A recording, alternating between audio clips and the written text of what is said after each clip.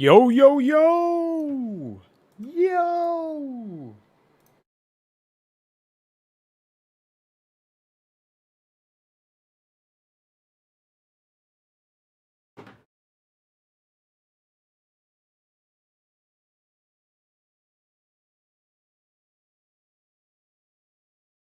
Yo.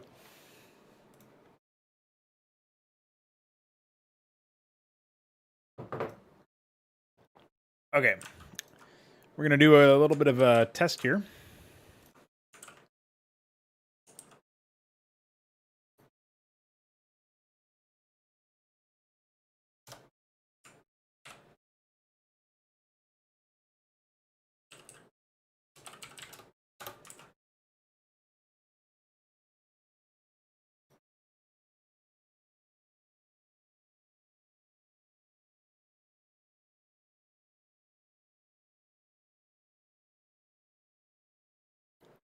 Definitely in the wrong folder here.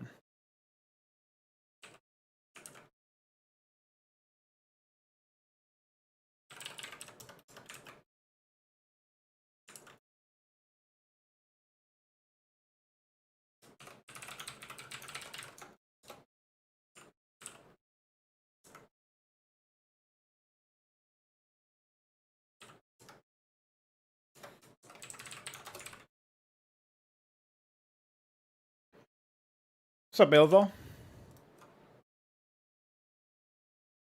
Okay, so the only issue that I'm seeing here is I don't see a way to actually add or specify that the flingy entry of a unit is supposed to be an extended flingy entry. I can't do that in unit stat,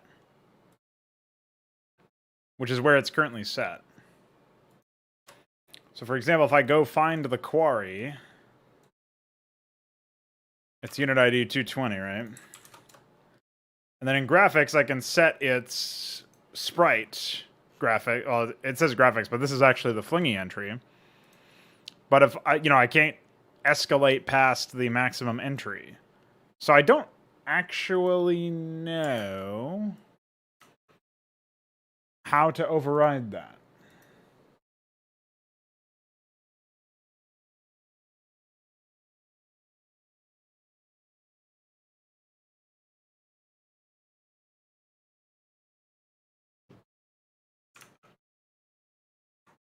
I also started working on some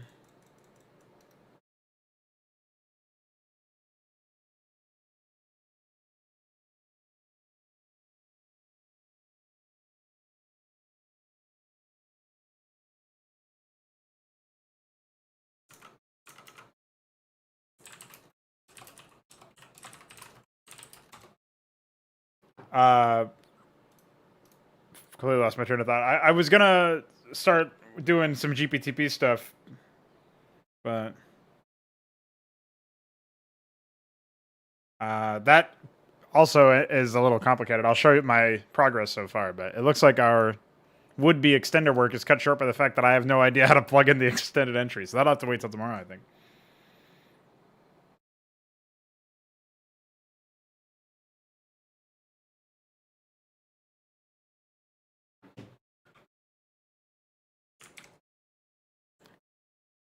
So I guess with GPTP, it's a little bit more complicated than I initially expected to set up stuff. But I'll go through and show what I've done so far.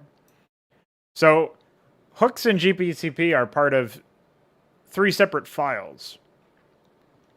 So first we have the actual page where you put the hooks in, right? And you have to define your helper functions like this. And then down here you have to write your hook, right? Which I've done with one of the... Something, like, I just have one hook right now. I was doing this, and it was not very difficult to put in because obviously it's translating C to C++, so very easy. But then we have helper function definitions down here that are wrappers. Definition is not really the right word here. But we basically are writing wrappers to plug in ASM like this. So this is what I was able to come up with based on looking at the other examples. And basically we have, say that add item to listing is up here as well, defined as a function here. And we use it in the hook itself. We use it to return a value that we assign to a variable. So in this case, we define a constant to be the memory address of the function that we're writing the wrapper for. And then within the assembly, we call that. And we write the result and then return that result. Beforehand, we're writing the registers. Well, we're writing the arguments of the function to the registers that they correspond to. And then, obviously, these are voids, so they don't return anything, so I didn't have to worry about that. But this one returns a character, so... Is it really a character? What else would char stand for? I'm assuming character. A U8, an ape, like a 1-byte thing or whatever. Anyway, this is what we were able to put. I was able to put together earlier today with the help of Voyager. But this isn't the whole thing. Then in the inject section, you have to actually... I haven't written the ASM for this yet, but basically we have to translate the first bit of code as it pertains to the assembly stuff.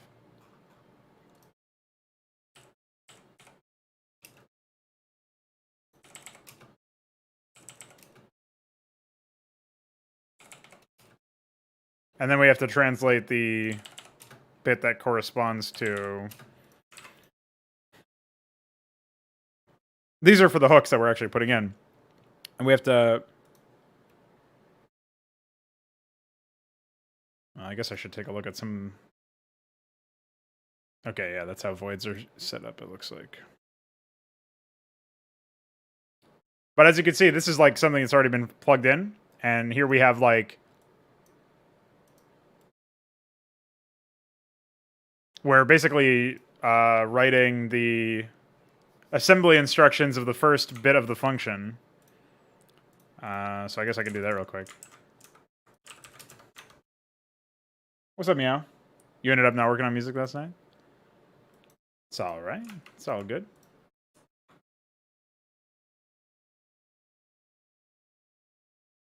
So it looks like we're moving ESI. I should double check that this bin dialog is dialog.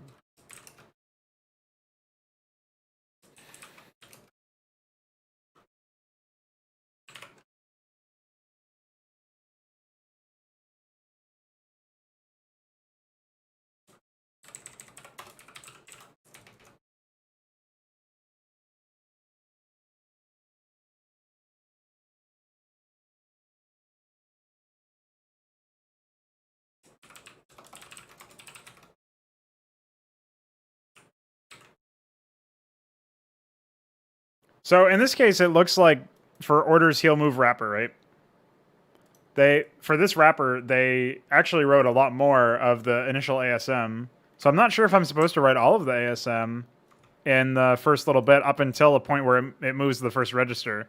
Like, should I just copy down, push EBP, move EBP, ESP, sub ESP 14, push EBX, push ESI? Like, should I be copying all of these instructions? It's hard to know for sure.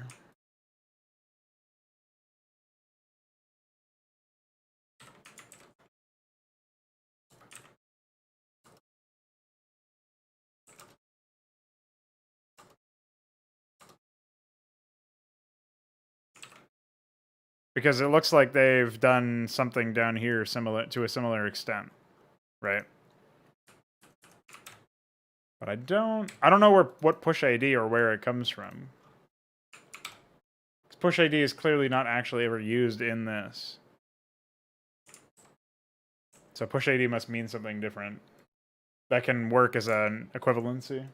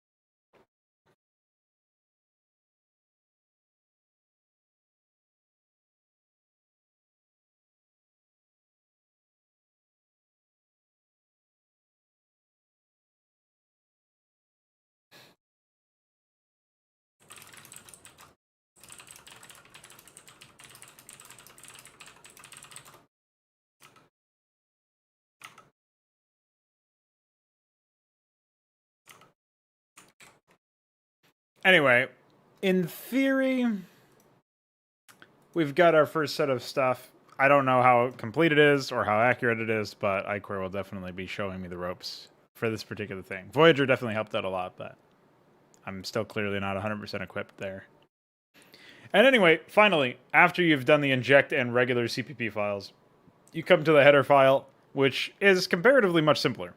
Oh, I should mention, in the inject file, you also have to plug in a jump patch, which is pretty cool.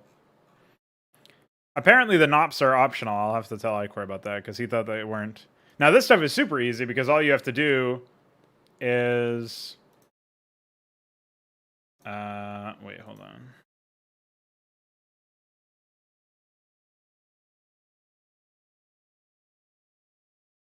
Ah, here it is. So I have to be over here. I have to say void inject glue custom hooks.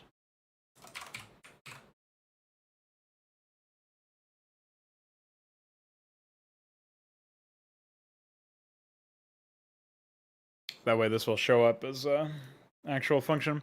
But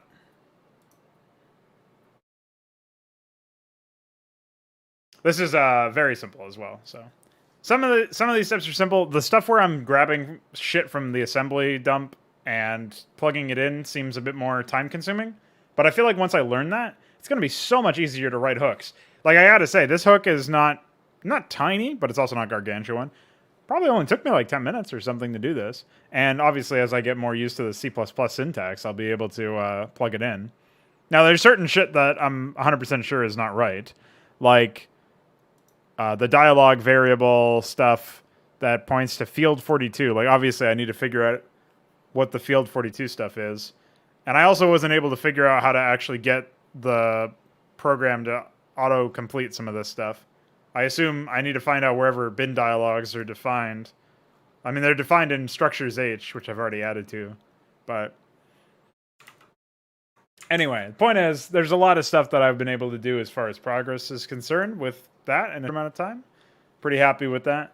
I feel like some of the skills that I learned in Rust are translating. I just have to get to the point where I'm able to actually do that stuff. So...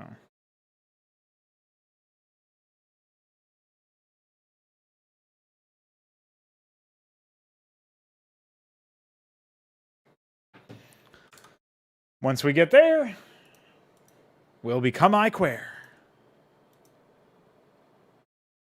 But yeah, I have no idea how to set the flingy entry to the new one.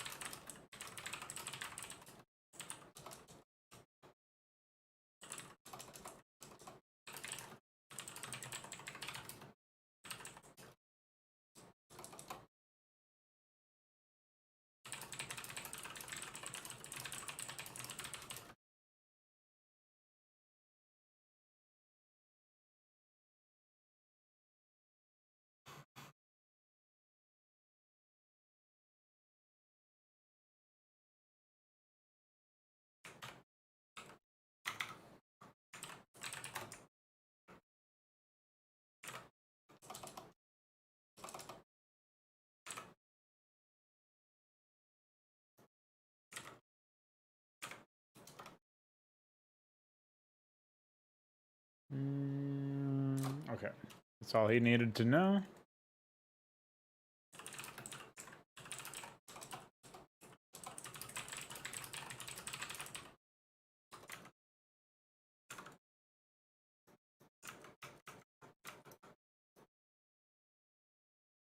Okay, well, we're done with the foreplay over here. I think not a whole lot that I need to worry about. I will give this a launch though and see if it works. Oh.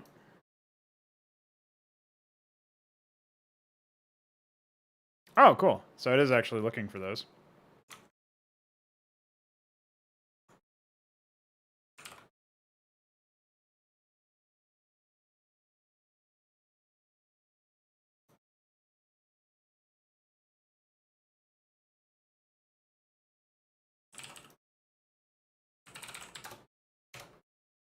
Yeah, how is it going, Meow?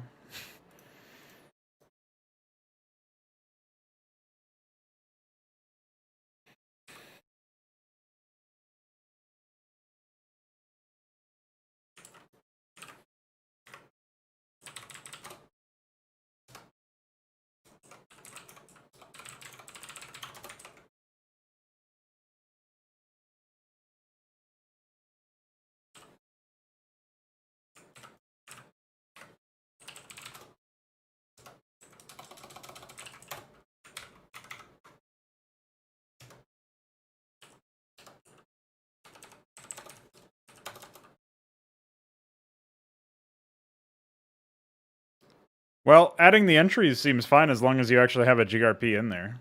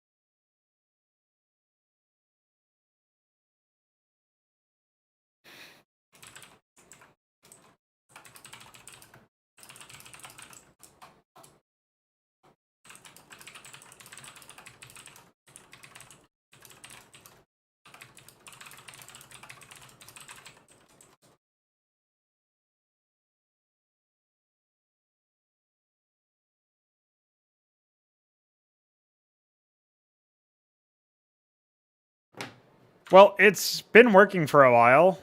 What we need to do is we need to transfer them to GPTP. That's what we need to do. But beyond that,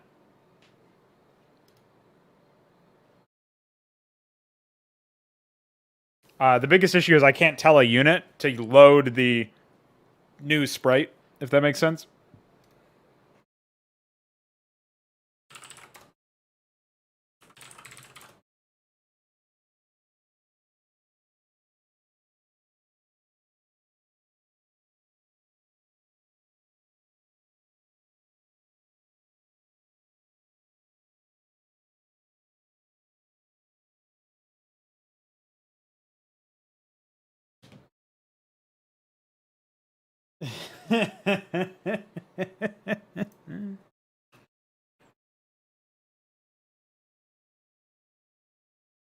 Get flingy data 17.1. Get flingy data.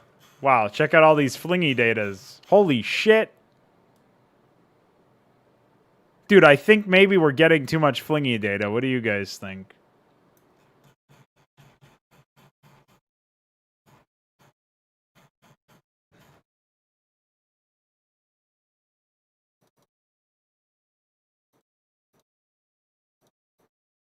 Holy moly.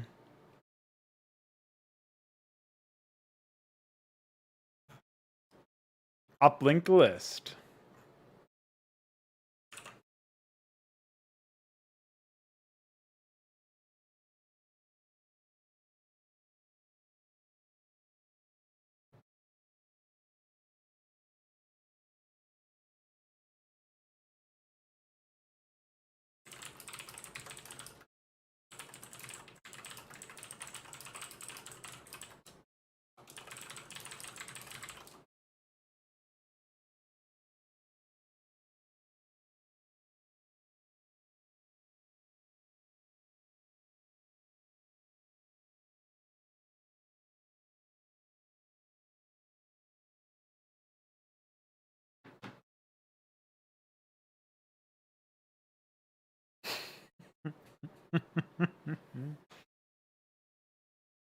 What do you got for me? What's your idea?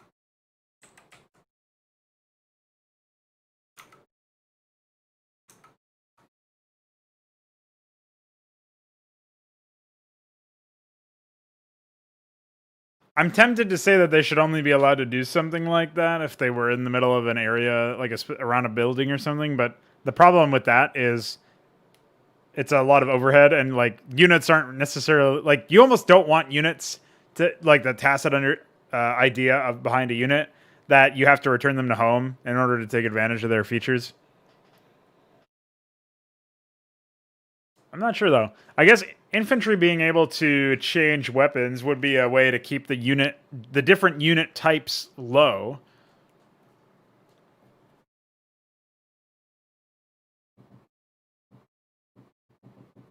I guess the other trouble is you're dealing with Halo, and that is a situation where the same unit can pick up and use like different kinds of guns, right? Like a Marine doesn't have to just use the assault rifle. A Grunt doesn't just have to use the plasma pistol. So I would imagine that it would seem natural in that setting, but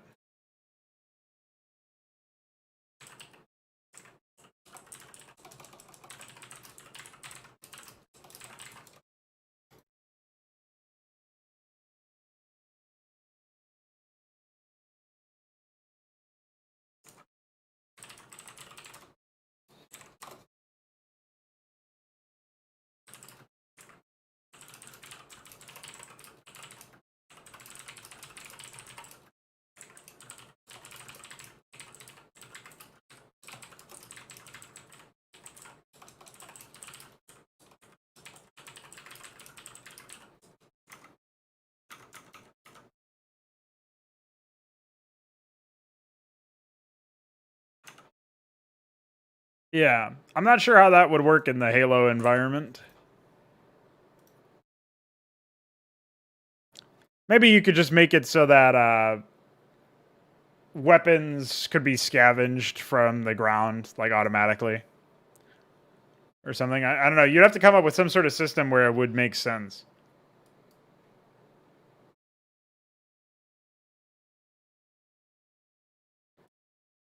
So, what should we be doing here?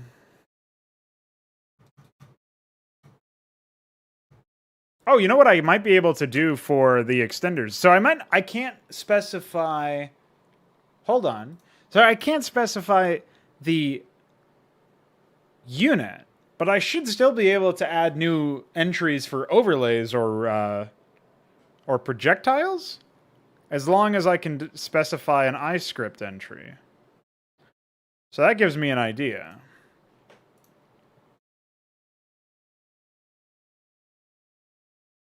What's up, boss? Dude, Sega, the entire company, Sega, is watching my stream. What's up?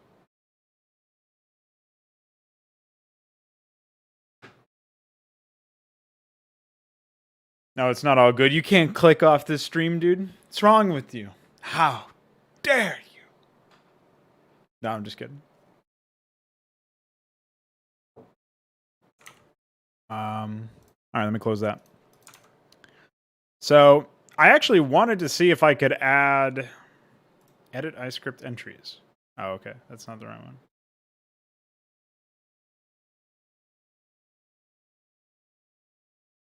It doesn't look like I can add another entry to this, but maybe there's another way.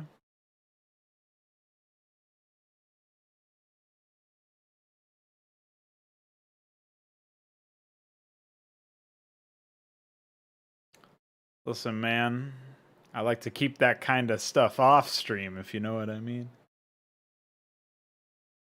All right. So the ISID thing not really working out here is a bit of a drag. Let me see if I have any orphaned ISID entries somewhere. Nope, doesn't look like it.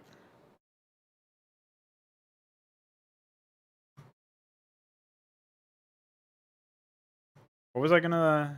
Oh yeah, I guess I could do stuff like, I could find... Okay, well, I could do reskins this way, because they use the same iScript, right? So, just as a way to test it, I could do something like the mutation pit having a different GRP file that uses the same iScript as the evolution chamber. So that could work in theory. So why don't we try that? That'll be our test.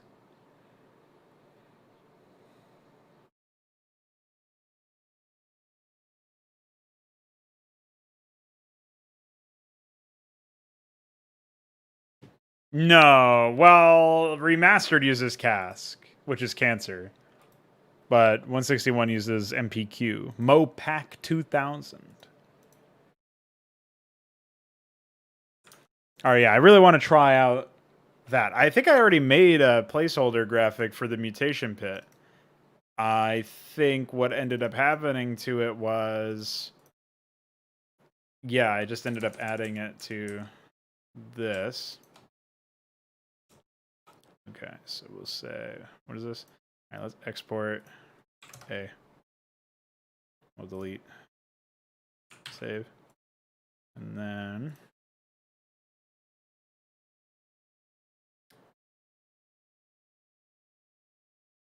One, two, three, four, five, six, seven.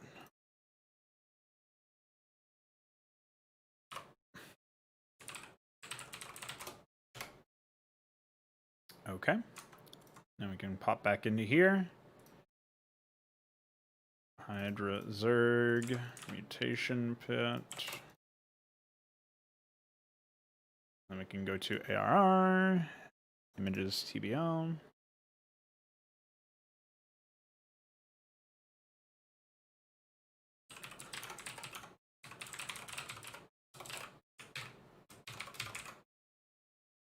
Okay. All right, now we need to set up the Flingy EXT. So I'll just do a copy. 214.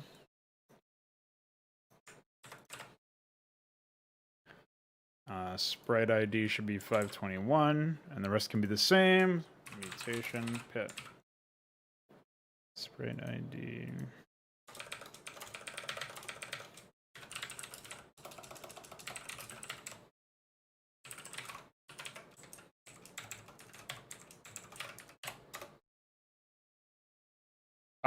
Oh, yeah. But that's because Alternate's a remastered mod. I guess you could ask UED Commander about that. Maybe that's like a known issue that crops up every now and then.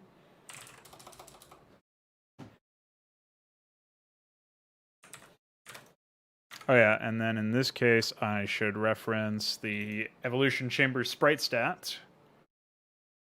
Evolution Chamber is 682.5, so we'll say 682. I say we jump this up to like 95 or something, make it slightly bigger, so that we know, like, oh yeah, I select that it's got a bigger health bar or whatever.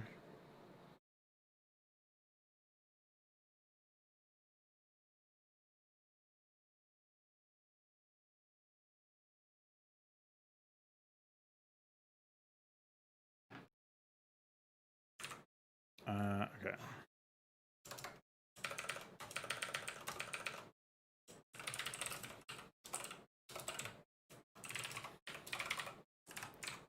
Okay. Again, copying the quarry. Say image ID 933. ISID 41. Damage is 73. Yep, otherwise everything looks good.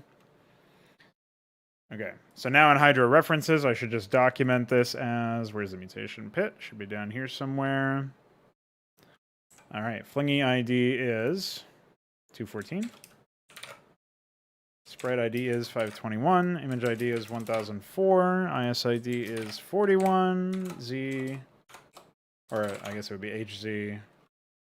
Fish.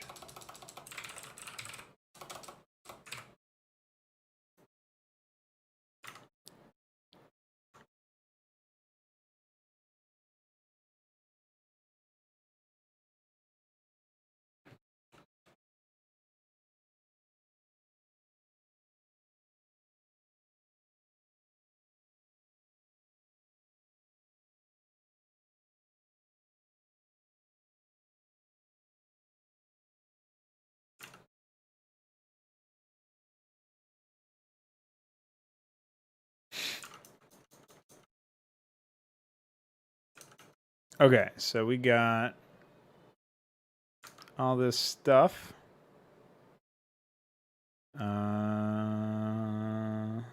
Okay.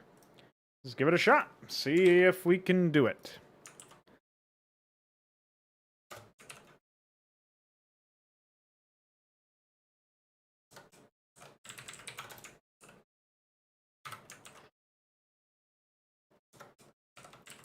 Oh, wait. Images.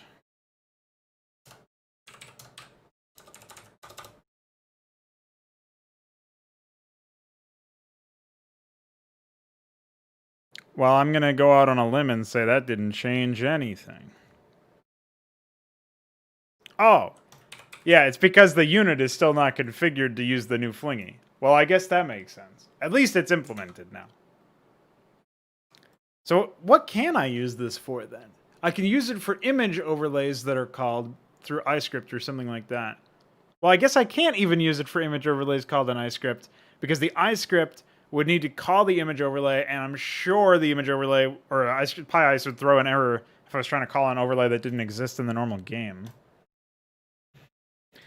Yeah, I've got no fucking clue how you would even plug this stuff in. That's really weird.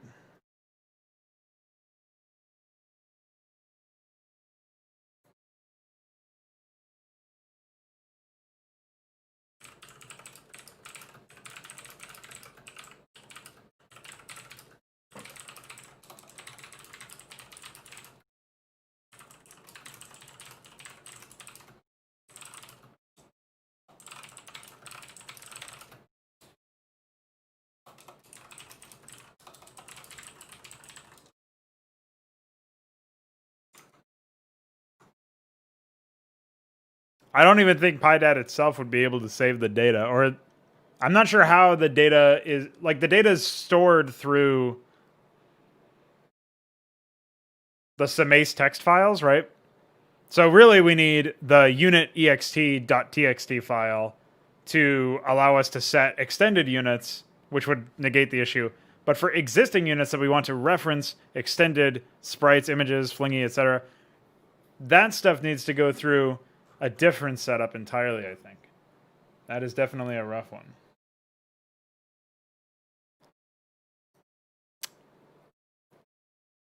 So yeah, ultimately, I don't think I would actually be able to initialize any of the graphics that I would set up. Like if I decided to do something like make a new shadow, for example, for whatever reason I want a new shadow.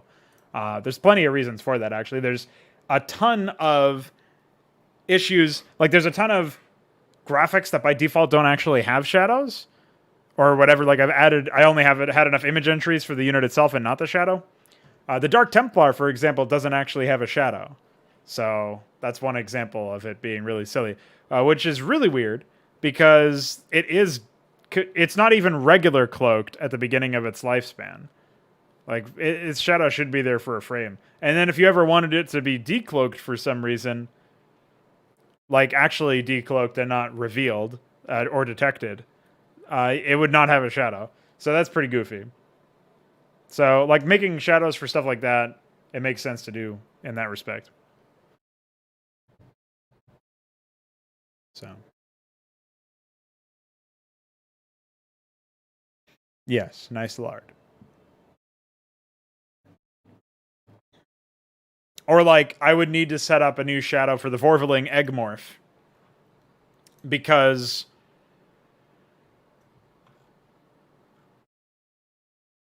Yeah, the Zergling morph animation still uses the egg shadow instead of an actual shadow because lard. The Hydralisk egg morph also has shadow issues. It's just that it's more noticeable with the Zergling egg morph. So I could build a shadow for those graphics, but I would have no entries to use. So like plugging those in would be fine. But again, I can plug everything in on behind the scenes, but I still have to have a way to actually point to that data within unit some sort of unit stat solution or some sort of like in iScript, for example, calling out those animations or whatever. Anyway, I have to use the bathroom really badly, so I shall return.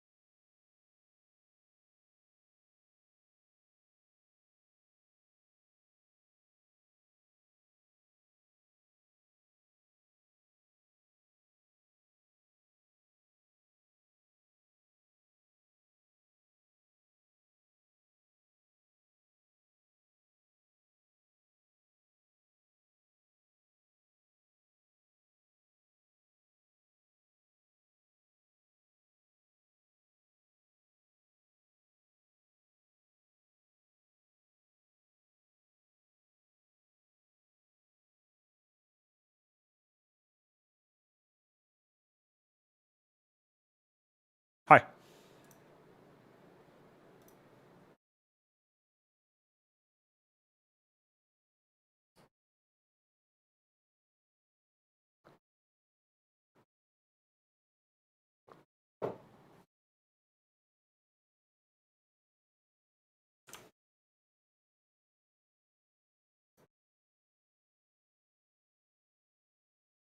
Okay.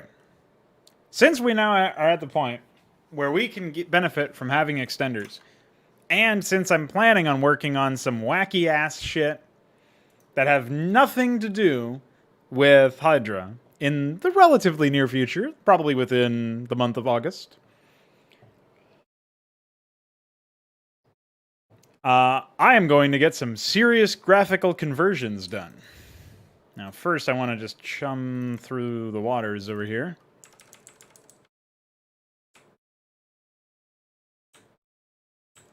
Yeah, I don't really think these graphics would be particularly useful because they're so small. Maybe I'm wrong. Well, they might actually be alright. It's a lot of fucking frames to dig through, though. Oh, most of these are shadows, it looks like. Yeah, we can just delete these.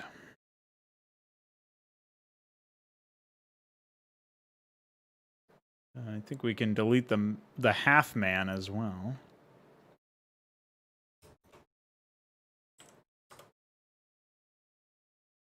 Any plans of what I will do after Hydra? Well, I don't think Hydra will be done anytime soon, and I talked about this I think in my most recent Dad Call I talked about this, but I'm not sure if you watch those. Basically, they're like short little solo vlog podcast style things. I mean, it's not really a vlog because there's no video, but it's kind of like that. It's like, oh, here this week I talk about this or whatever. So I do it once a week. But basically, the idea behind that episode was me sifting through some of the ideas that I've had. Wait, there's a version where he bleeds, and then there's a version where he explodes. I don't get it. Well, there are multiple versions where he bleeds. What the fuck?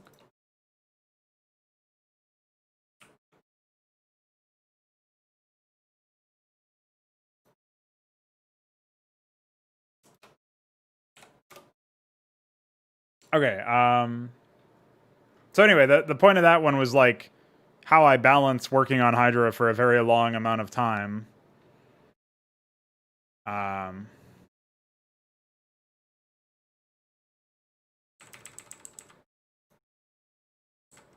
And part of the way that I do it is by not actually just taking some breaks every now and then and working on other things. Like map crap can be that, but there's other things too.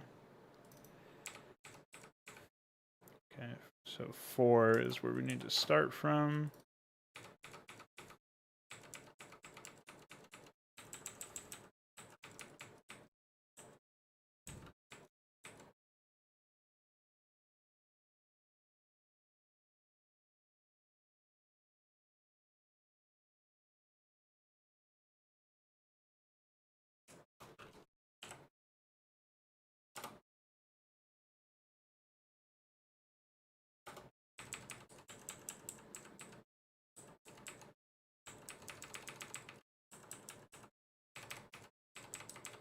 Figuring out the walk cycle is going to be a pain in the ass.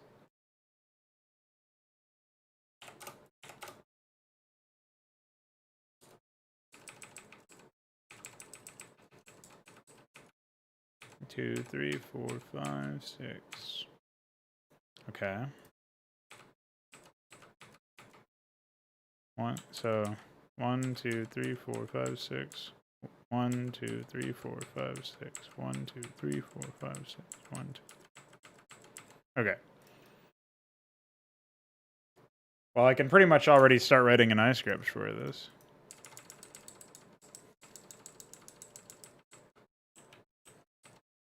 So at 56, that's when it starts fucking off again.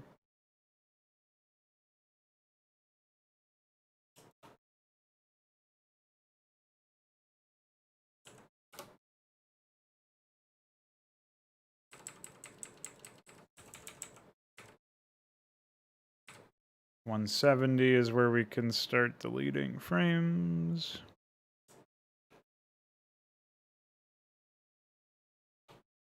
How many are there of this animation anyway? Hold on, where were we? 1, 2, 3, 4, 5, 6. It's another 6er.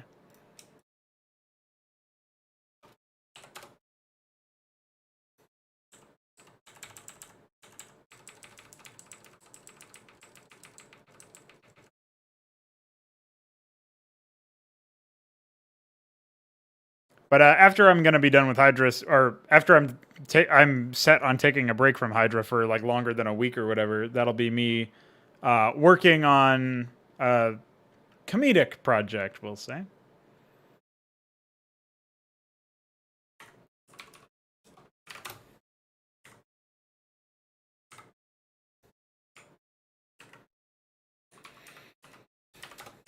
But rest assured, it'll still be epic.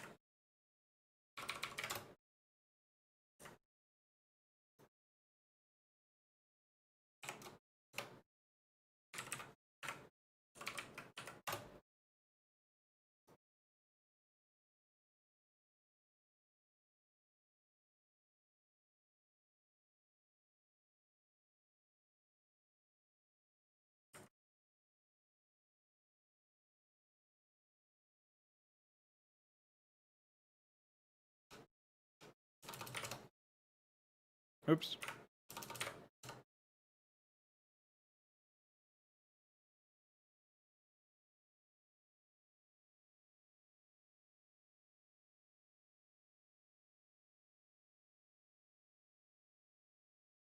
Maybe I deleted that frame by accident?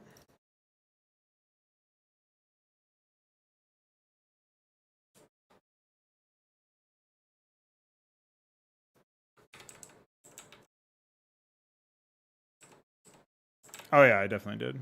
That's the one right there.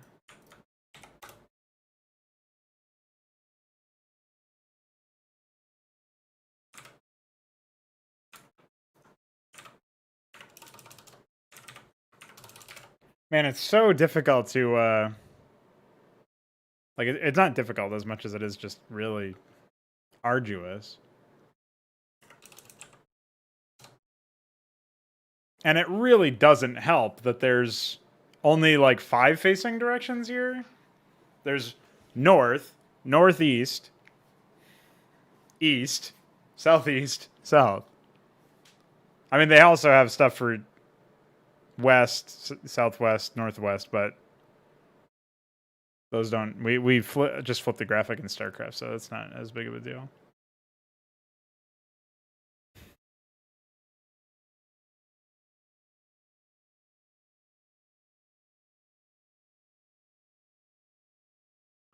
So if I do 0, 1, so there's 17 frames. So we probably want 1, 2 north, 3, 4, 5, 6 northeast, 7 east? Or is it 3, 4, 5, 6, 7, and then 8? So should there be 5 northeast frames? Would that leave us with 5 southeast frames? Because then you do... Well, then you've got 10, 11, 12, 13, 14, 15. So yeah, we're still missing...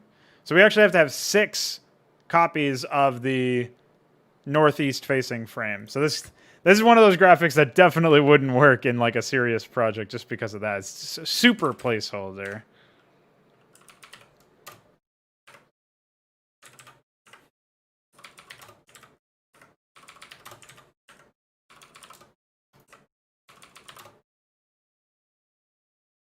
We're talking about 1, 2, 3, 4, 5, 6. Is that even enough? I don't think so.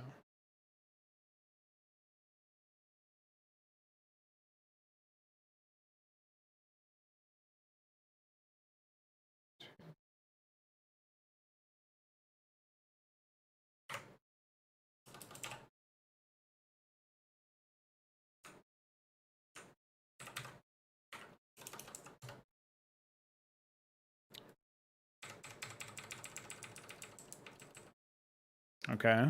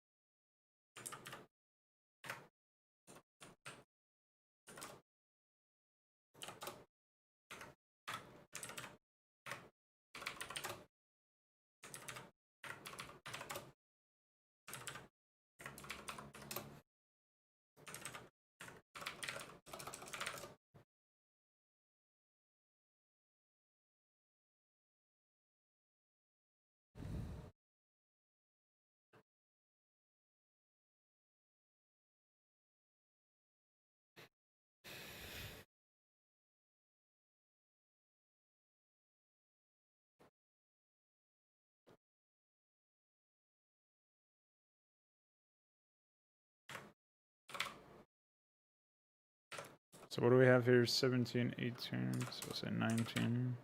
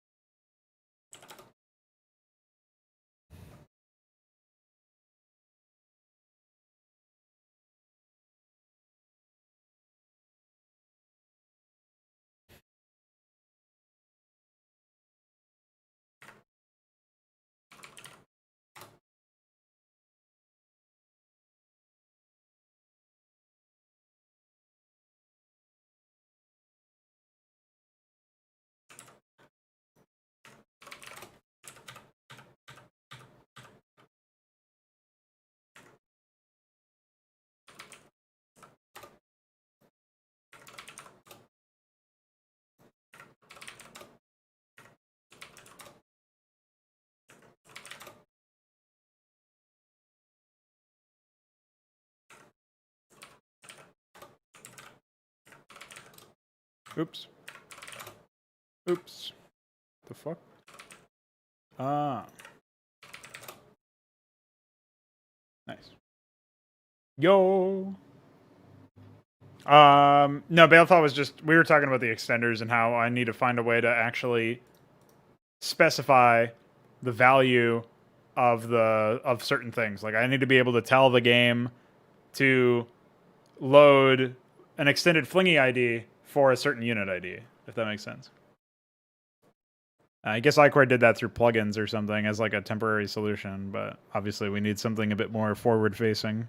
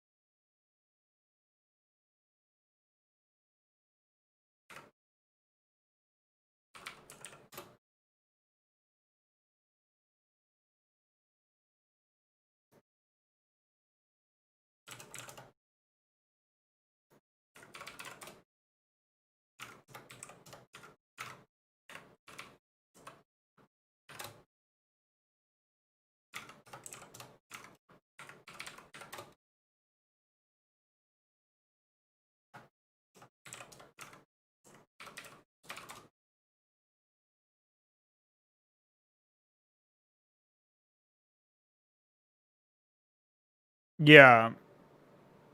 I don't even know if that's the way that we're going to do it. Like I said, we might be using like a Samace configuration file or something similar. I mean, eventually we're backporting all this shit to GPTP and ditching A's anyway. I talked to iCore about that earlier.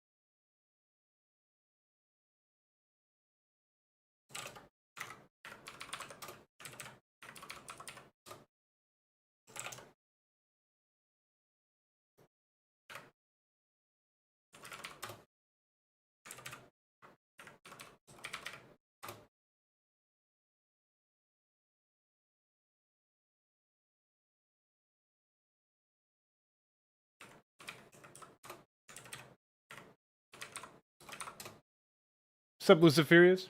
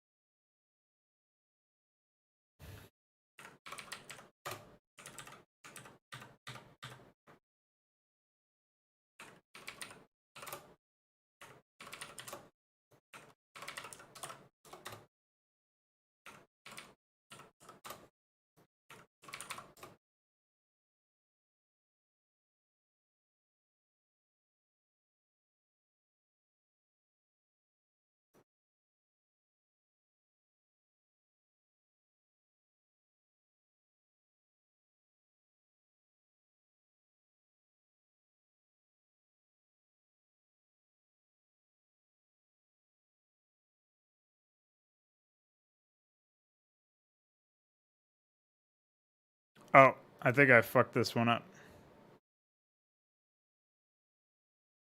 Yeah, this frame set right here is the wrong one. So for this one, I actually need 43 to be southeast facing one.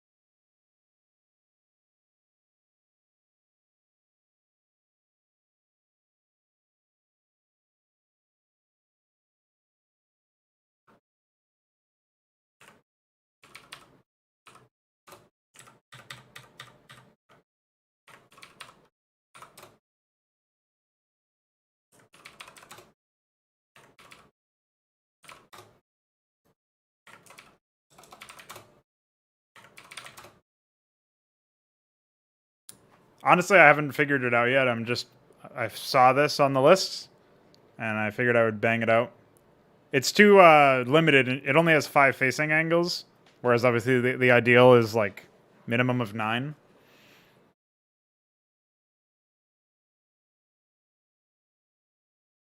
Or was it? It's 1, 2, 3, and then yeah, minimum of 9, I think. It might be even more than that. So yeah, it wouldn't work out really, but I could see it being used in a comedic project or somebody's map crap or something. This is mostly just my search to reacquaint myself with the whole process of setting this shit up. I'll probably work on a 5 Nations graphic next, or maybe something from Atomic Punk. I'll probably use the Atomic Punk stuff for my next project, actually.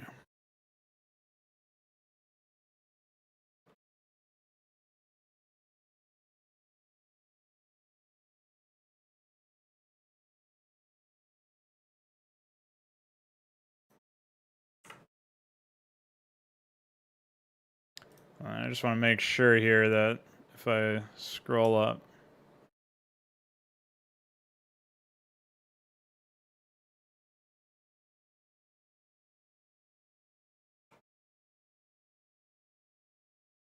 Oh, shit, homie.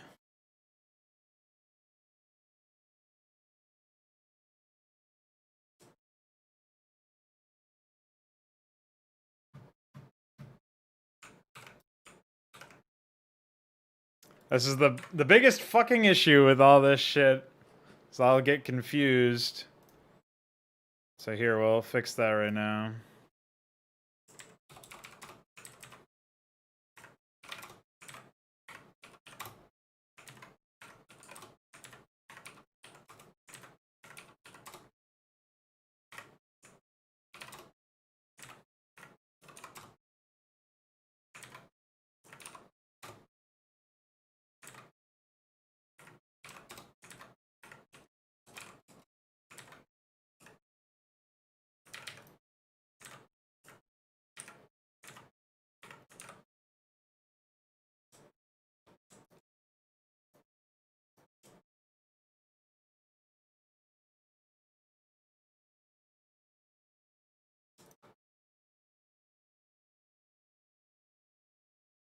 Okay.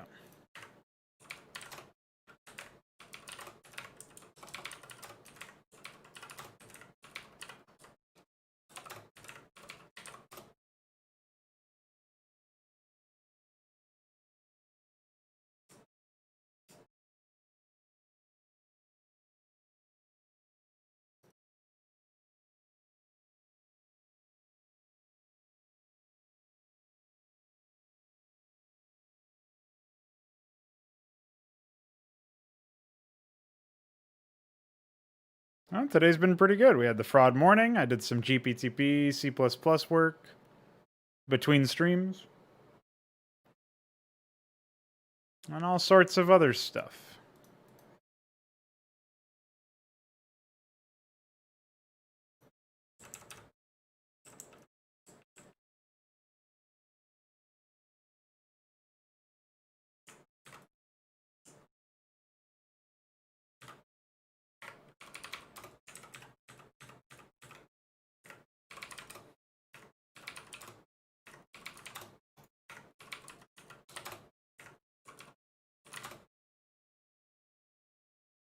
Okay, so that one's done.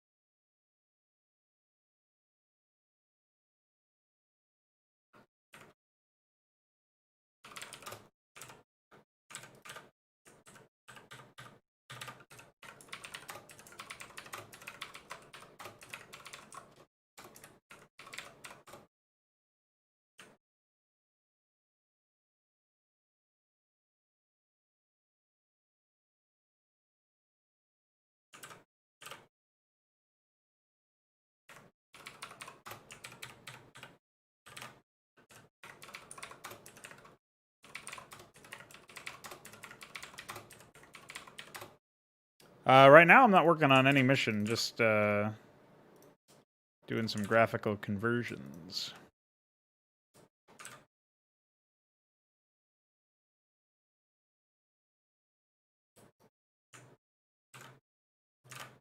These are from Tiberian Sun. This is the cyborg. The red needs to be converted to the magenta, and then we should be good to go. Obviously, I'm going to have to do some processing after the fact, but I'll get it sorted into a GRP format first. This is the most annoying part of it anyway. Again, I don't expect this graphic to be exceptionally useful, but...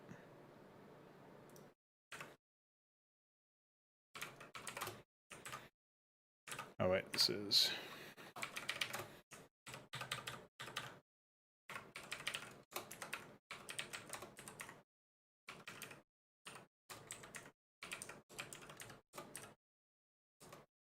What?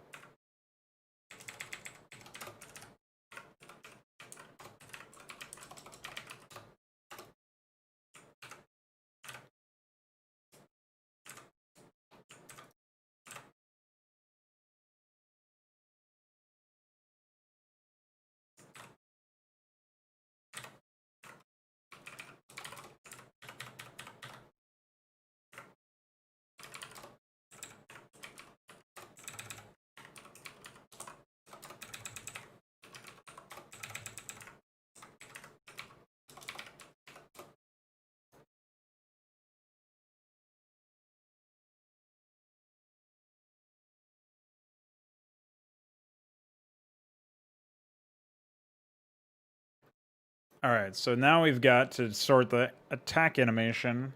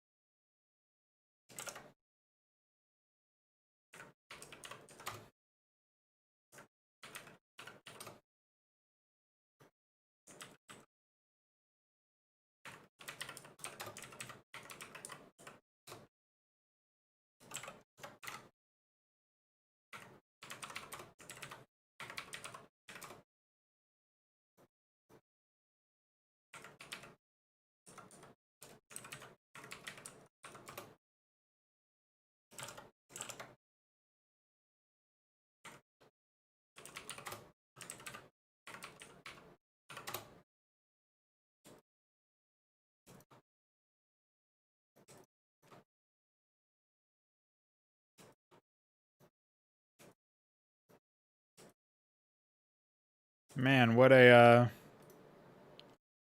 long-winded cut. Just this whole process of cutting this stuff up and getting it set up. 1-9.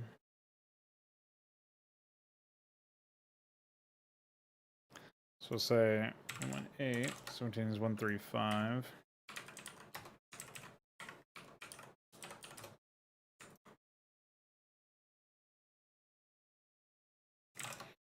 So now we've got 1, 2.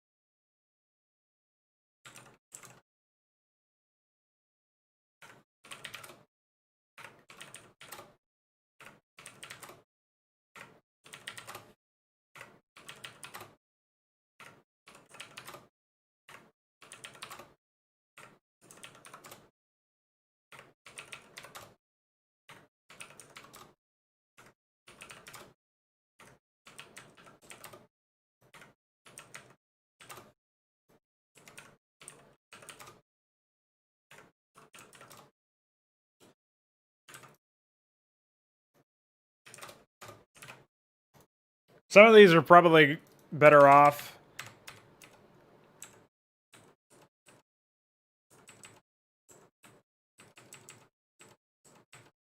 Oh, I guess that's supposed to be a really long animation. Then I'm just gonna have to make the remnants fade out, like the marine remnants or whatever.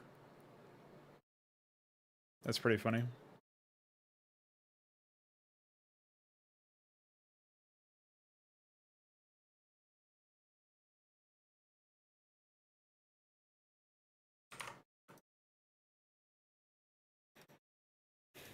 So 1-3-3.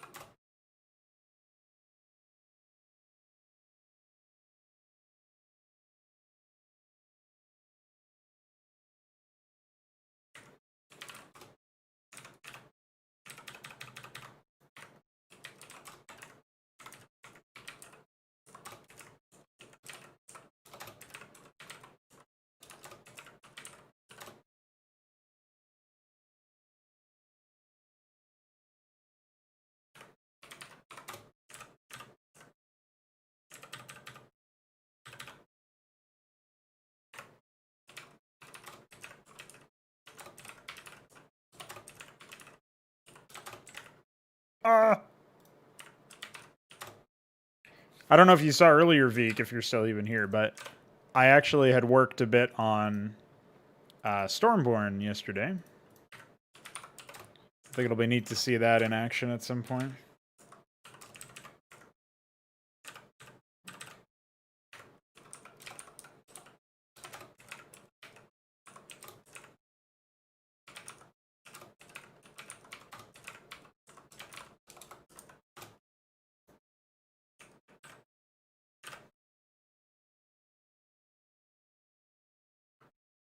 .202.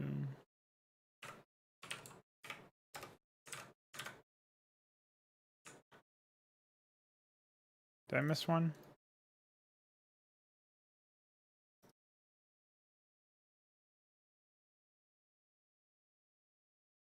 Oh no, I did not.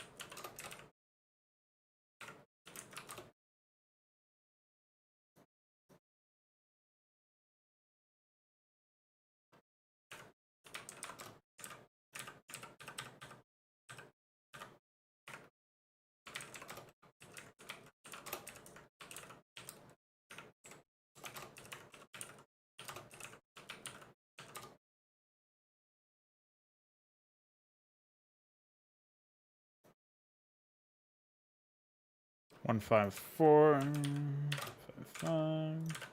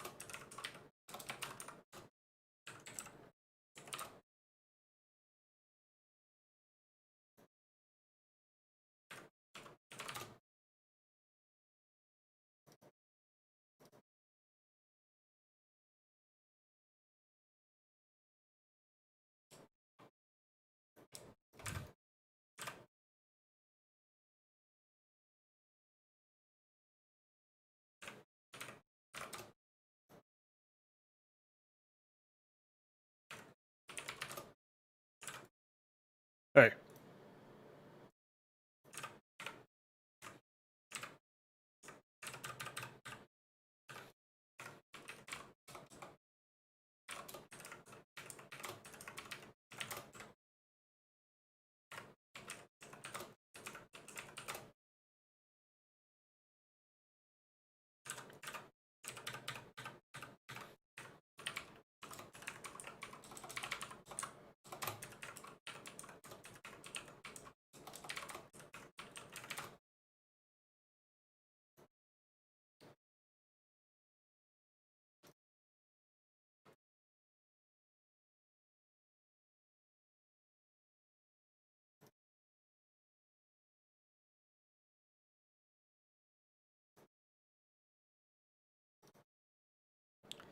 Well, we've done it.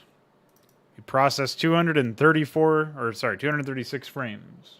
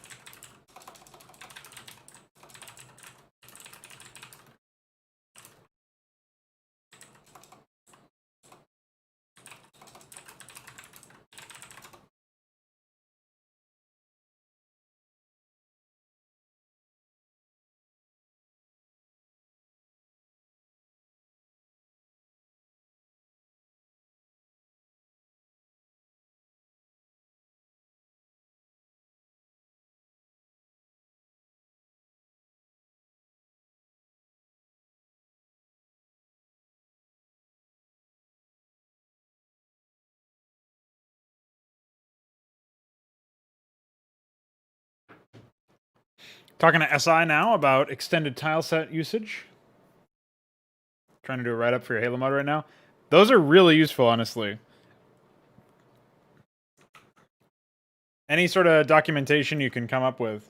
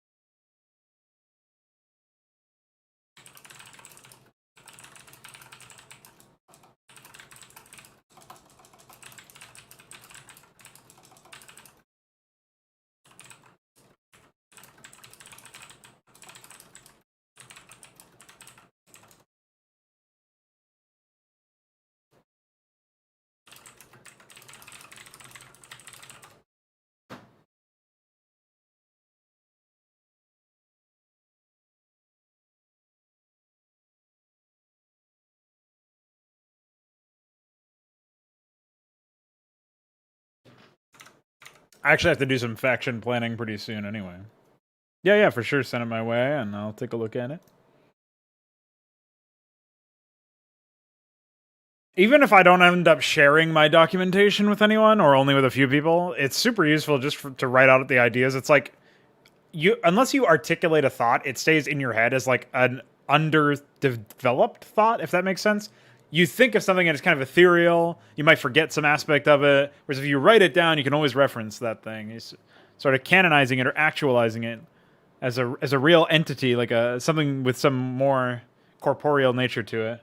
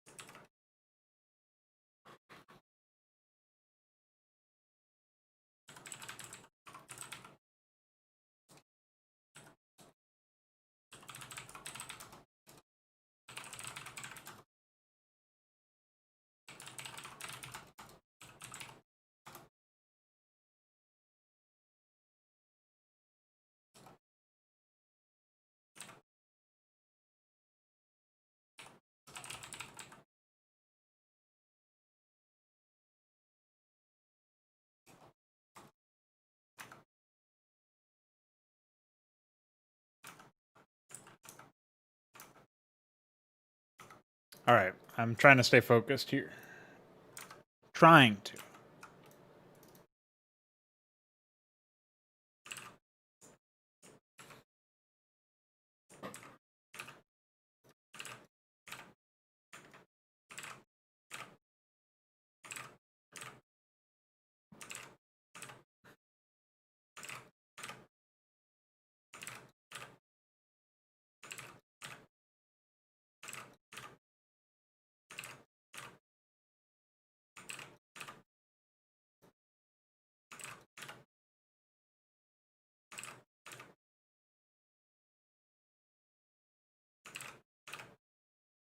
Uh-oh.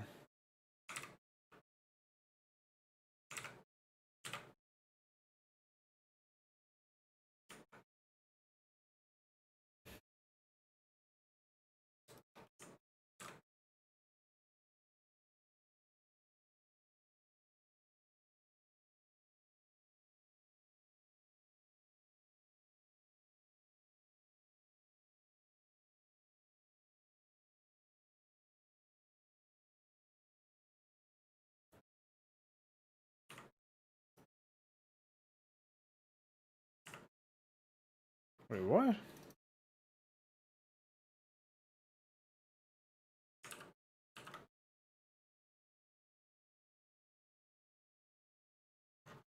It looks like I accidentally had the wrong file in here.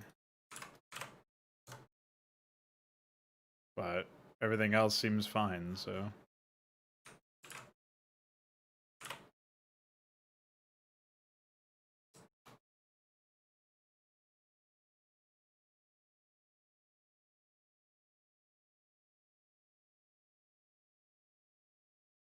What? The fuck? Oh, never mind. I was so confused.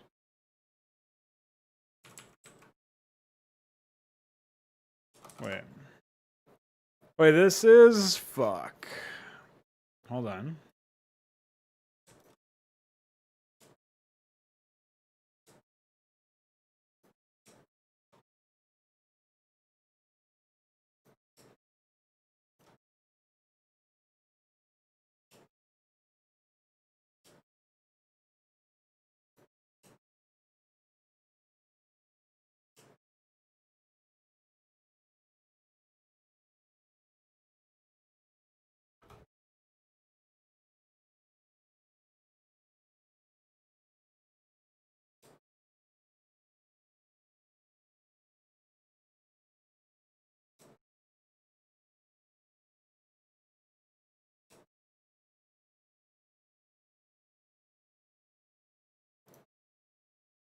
Oh, I see what happened here. So that file that I just copy and pasted over like an idiot was supposed to be in this frame set here.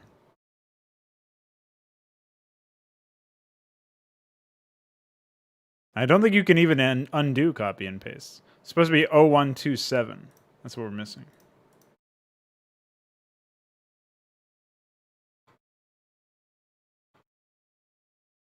Can you undo copy and paste?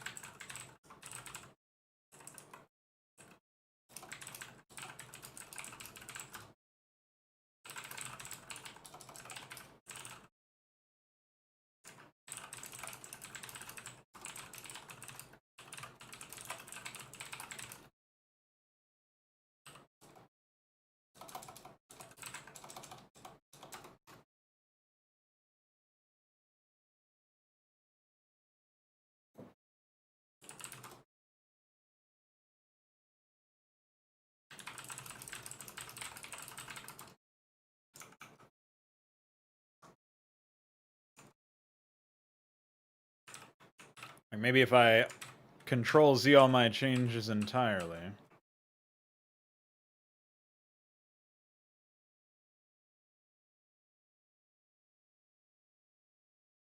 Yeah, unfortunately, seems we're out of luck.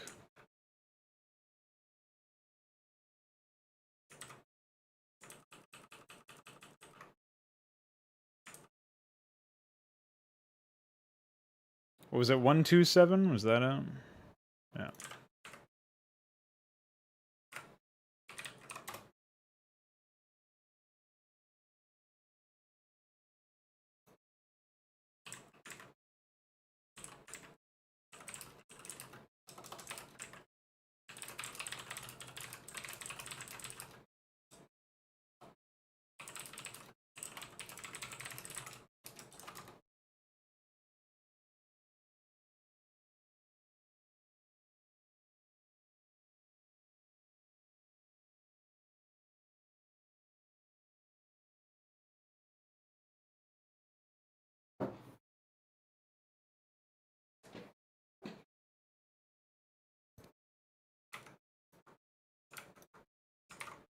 Okay. All right. So now we should be good.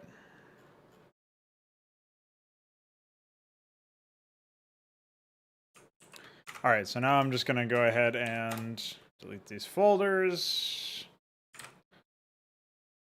We're going to go ahead and batch process.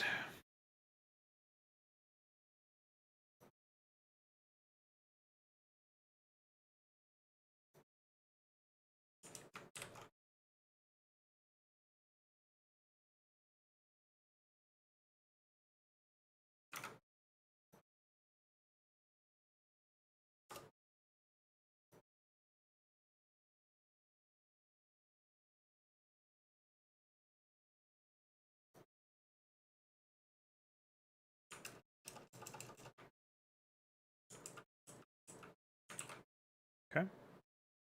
Man, that's going to be a tiny man.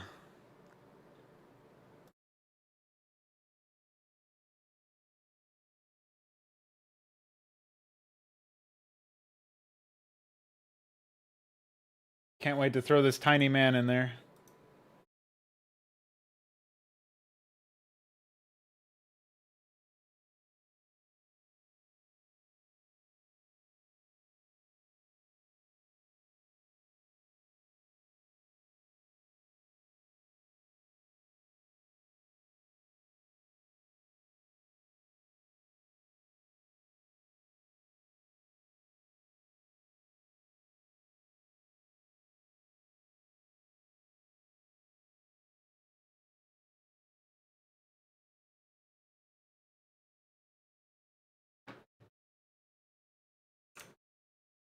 At least these aren't very demanding images to process, given how fucking small they are.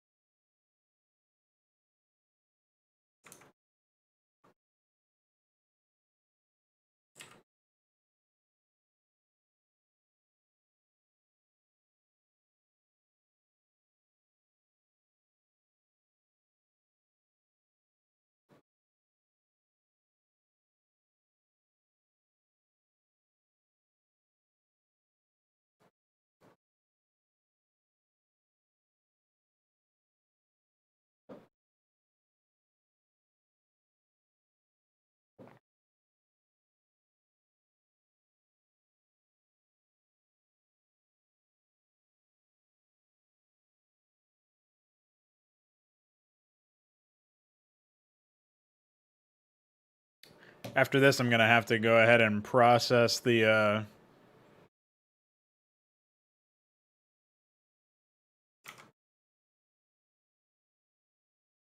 colors on them.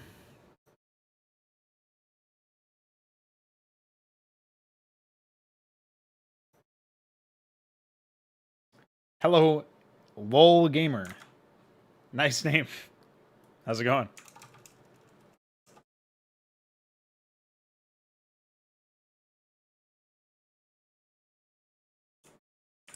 Well, actually, first thing what we can do here is we can just pop these bad boys into a GRP.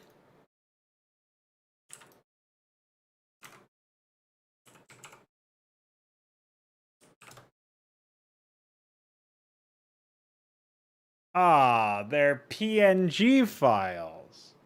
Oh man, I'm gonna have to record a save as function now. God damn it. Oh boy. If I can even do that. Okay, looks like I might be able to. Alright, boys. We're gonna try that one. Okay, it is creating BMPs. Perfect. How's the weather over in Germany?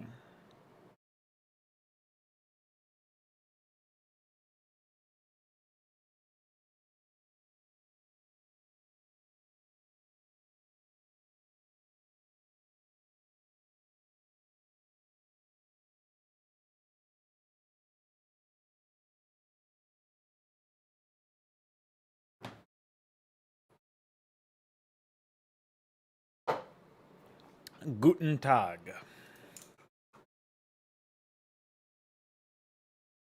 Man, that's crazy. I can't believe I didn't notice these were PNGs this whole time. Alright. Let's check this out, man. Check out this man. Okay. Do I have another? No, I don't. All right, I'll leave that open.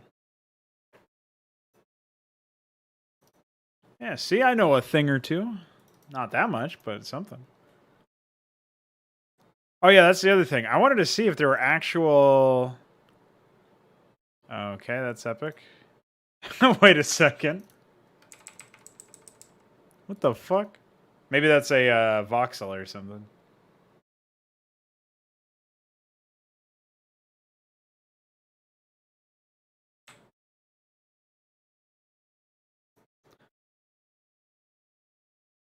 Oh, I could get hoop throwers.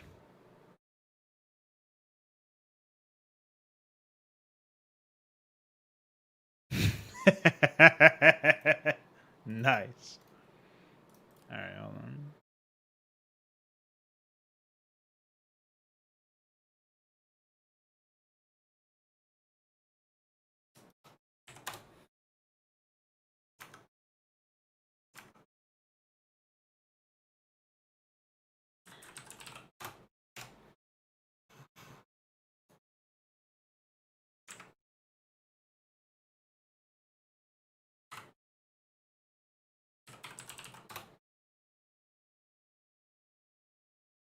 Can I say care in German auto? I have no idea what that even means, man. But I said care in German auto. So hopefully that's what you were asking me. I have my doubts, but you know.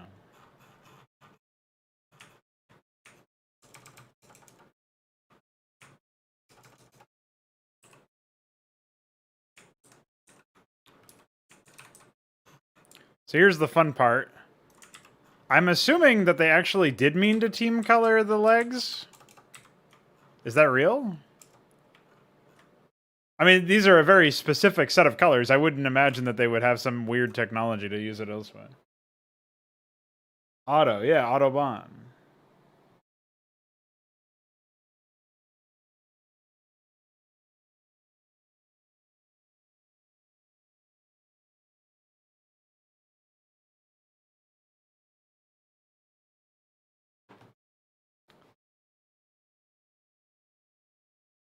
You'll say it this read. I can do a Russian accent. I don't know about a German one. The most I can do German is like "Es ich bin ein mein Schmeinman. That's like my German. It's just like a Hitler impression. That's about it. That's what you get. Ich bin ein Mensch,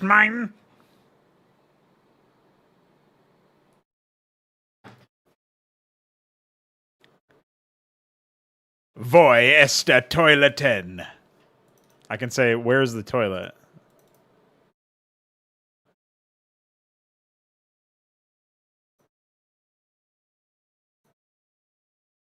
Wo ist der Toiletten? What am I even looking for? Oh, yeah. Jesus Christ. Getting confused over here.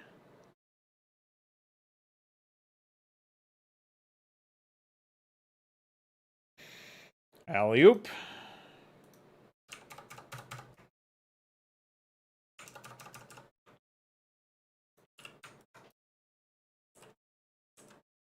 Hey.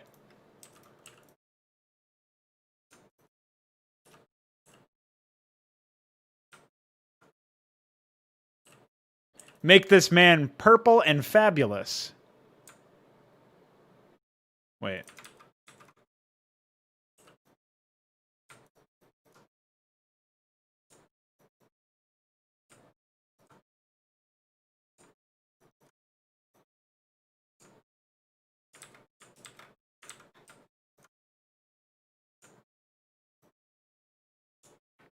So maybe this was unintentional. Or it's meant to be that. I don't know. It's really weird. Dude, look at this man. Isn't he a cutie?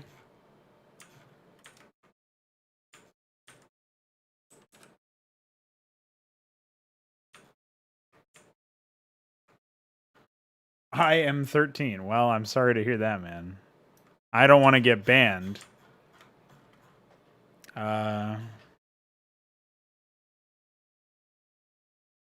Wait.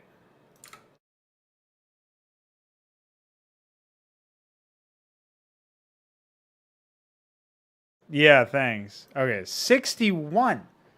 Why would the frames be 61 colors? Okay, well, we can fix this a little bit of a different way here. It's kind of a dumb way, but I think we can do it just by doing this.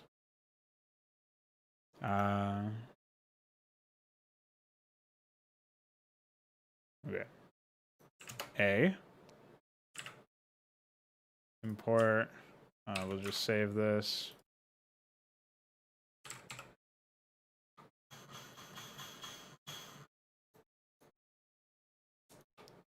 Delete. Import. A. I think there are 15.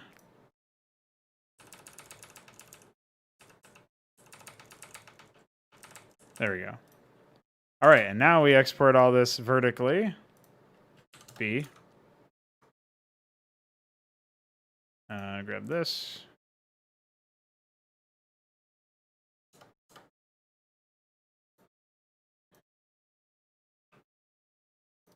And ta-da, we have a man, dude. Check out my man.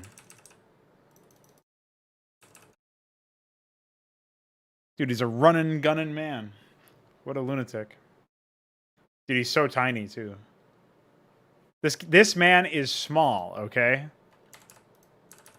If ever there were a man to be worthy of that that lunatic who was talking about Mangus giving him diarrhea, dude, this is a man. Tiny Tony.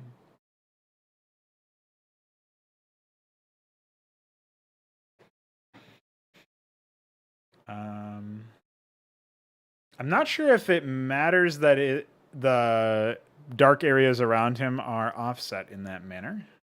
I'm hoping it's not that big of a deal, but I could see a world where it is. So here's what we can do to fix that. We can batch process out a quick crop, and it should be fine. Oh, wait. We should put these in a folder so I don't lose my fucking mind.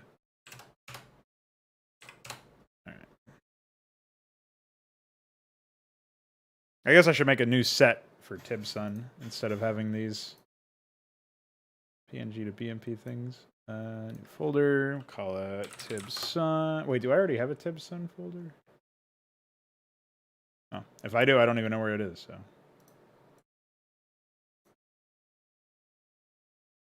Hey, get in here. Okay. So let's do a new action. Crop.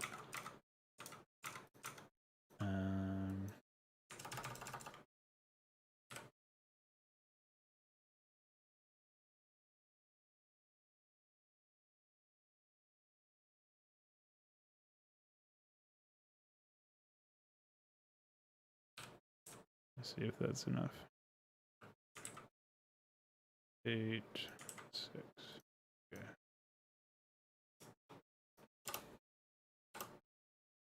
All right, so we want this to be like 1 up. Or 2 up, I guess. So we're looking at a height of 38.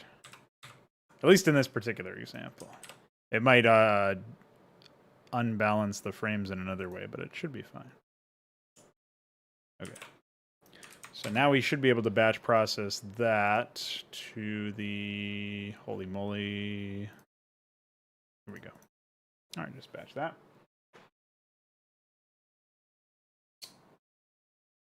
Oh, yeah, I could just upscale it afterwards.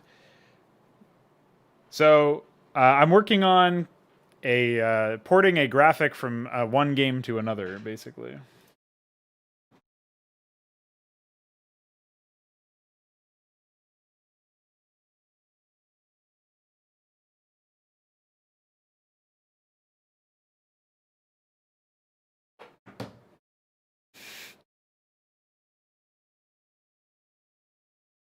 I don't know if you've played any real-time strategy games. That's where I'm taking the graphics from. In this case, I've just made a tiny Tony man. I'm sure I'll use him in a map crap.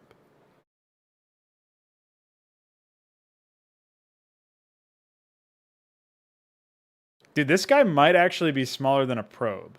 We're going to see in game. Oh, hopefully I'm not cropping out part of the top there. Oh, no, I couldn't be cropping out part of the top. I'm only cropping the bottom. That doesn't even make sense. Okay. I haven't completely lost my mind.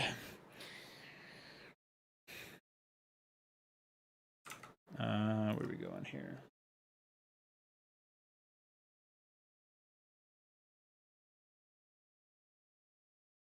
Oh, I ran out of stuff to listen to.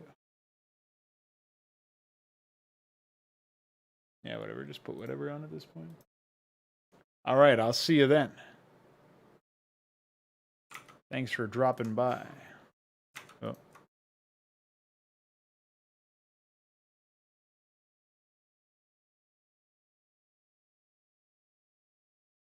Nothing immediately seems off to me, so maybe we're good. Again, it might have been a little too aggro, but we'll find out.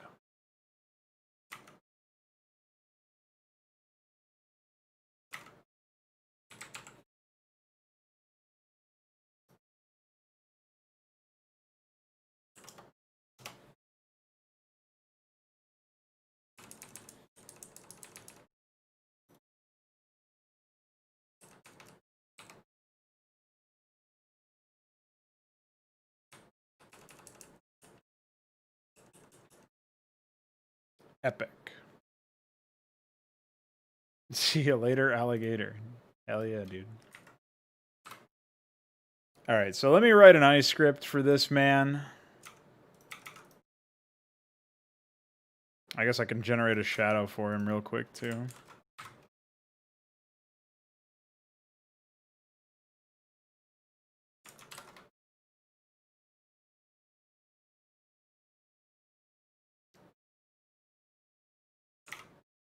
Have fun doing that for every single fucking frame. Alright, close that. Oh yeah, I needed that. Dummy. Try again.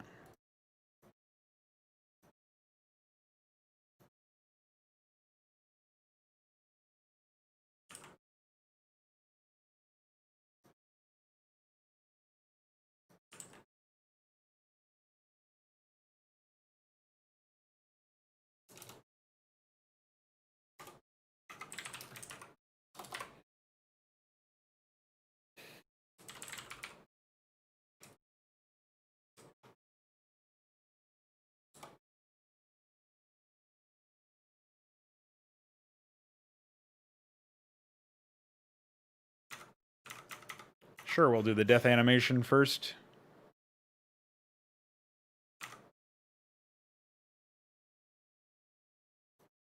Wow. Now that's really weird.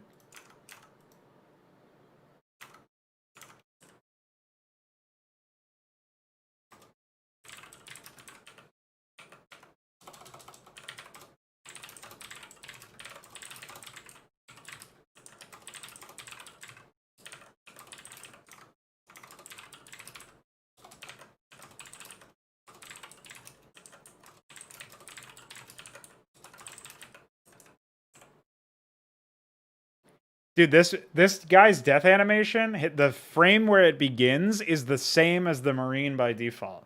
Wowee. Crazy stuff, man. Just saying.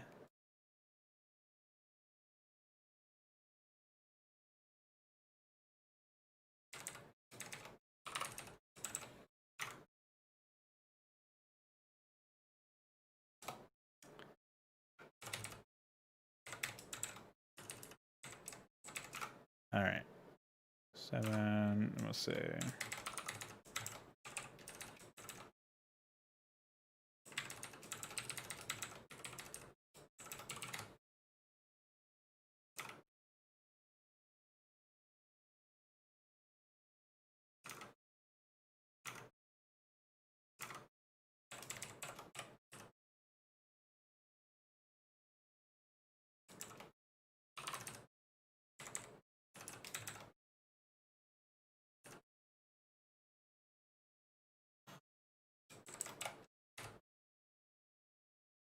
Okay. See you then.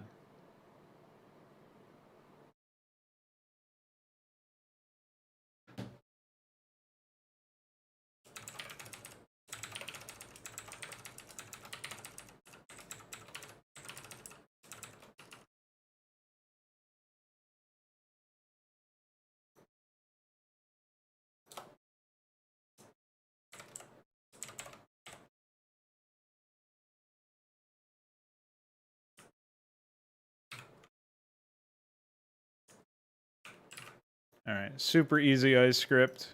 Classic.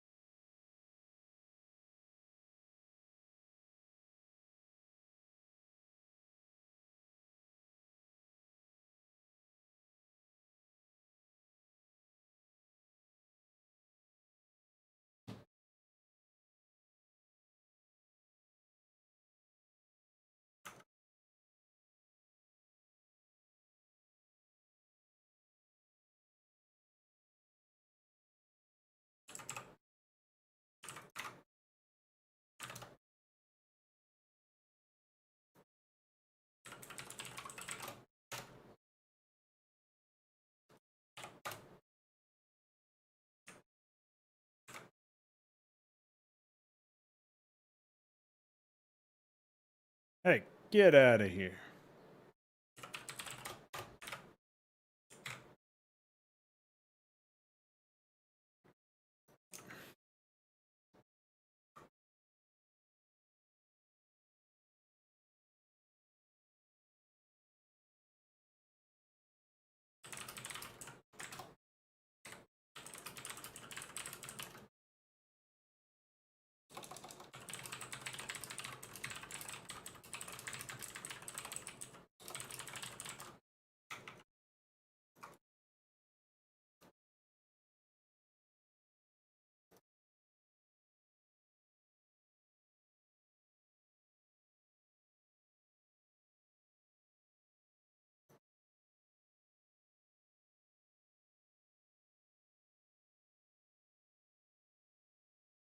Weed eater.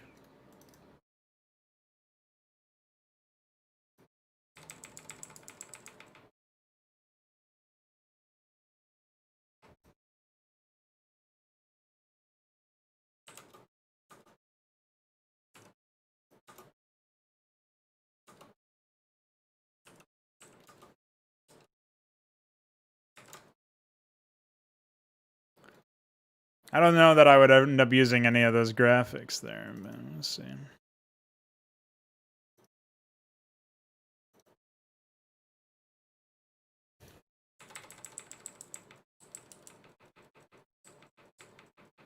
Oh yeah, I thought maybe this could work as a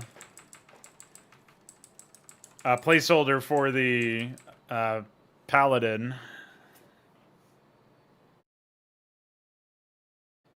Unfortunately, the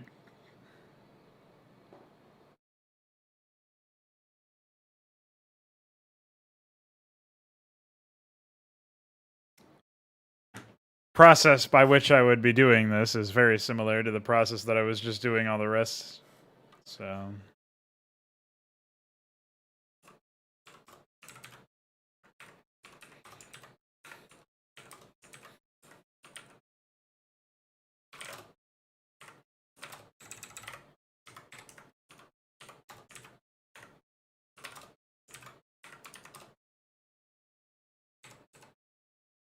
So 1, 2, 3, 4, 5, 6, 7, 8, 9, 10, 11.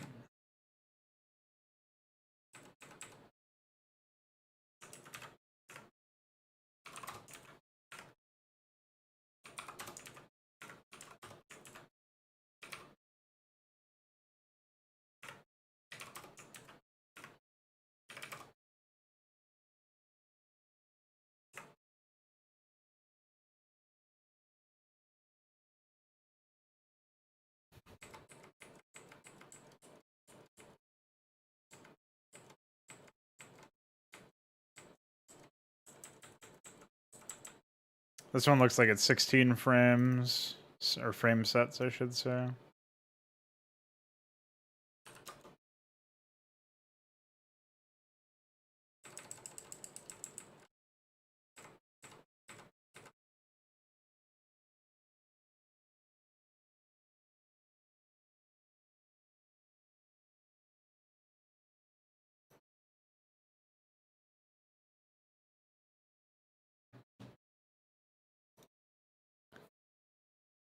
Oh yeah, Anti-Man, dude. Who could forget Anti-Man?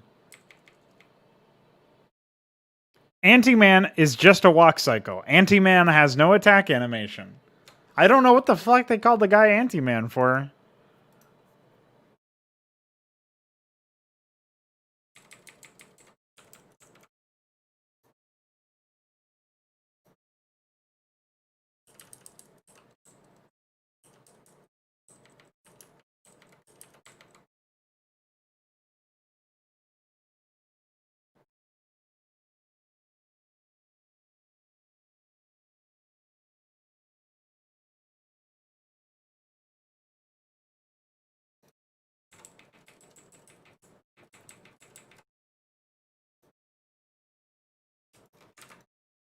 Did I already do Special Weapons Factory?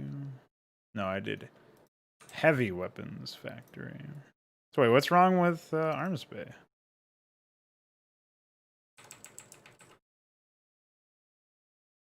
It looks like it's done.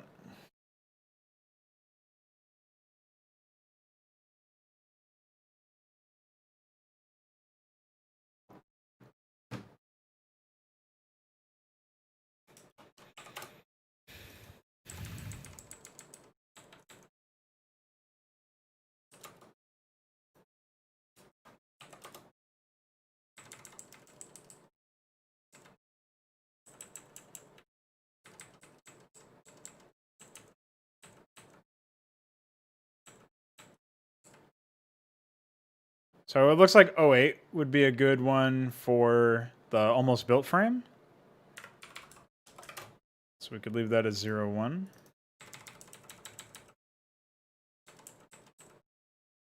And then I guess it doesn't have an animation associated with it, which is unfortunate. Or does it? No? Oh, wait, no. That's... yeah. There you go.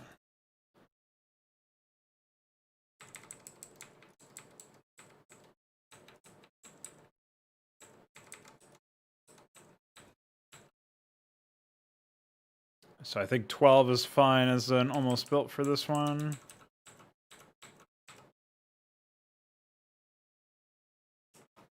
Guess we could make an animation out of that spinning thing that it's doing. I don't know about that one. That seems like a lamer. What are these things that go before them? Oh, it's a missile.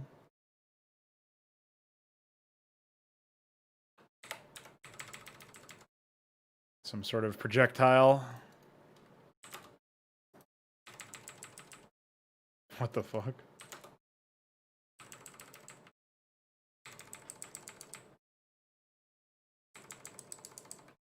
Guess that's like a grenade or something.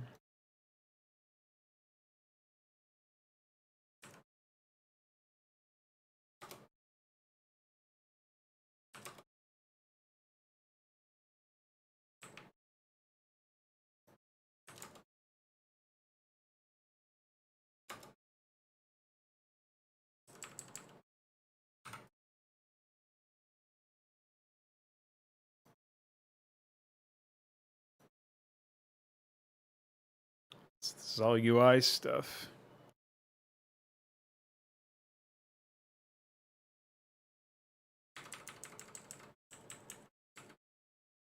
Oh shit.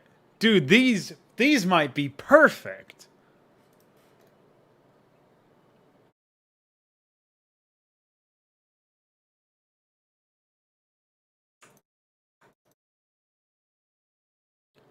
Holy moly, look at this man.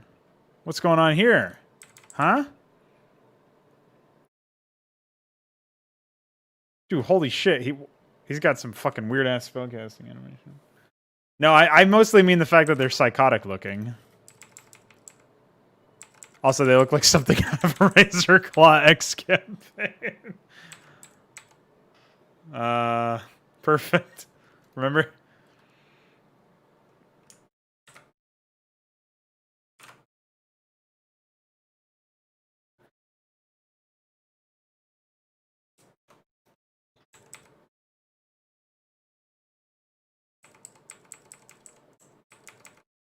Okay.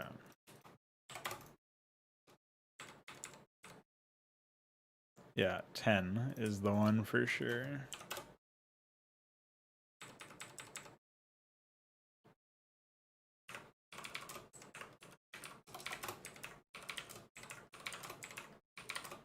And those are our frames.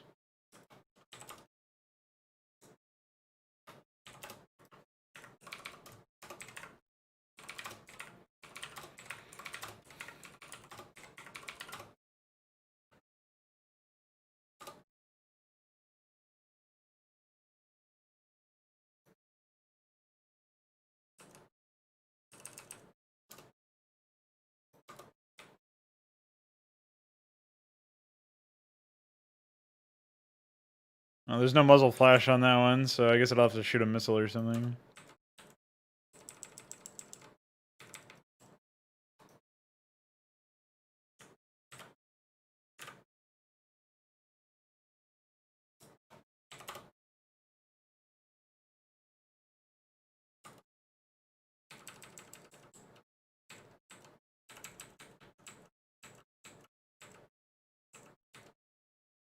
Alright, 6-6 is the number of the beast and also the almost built frame.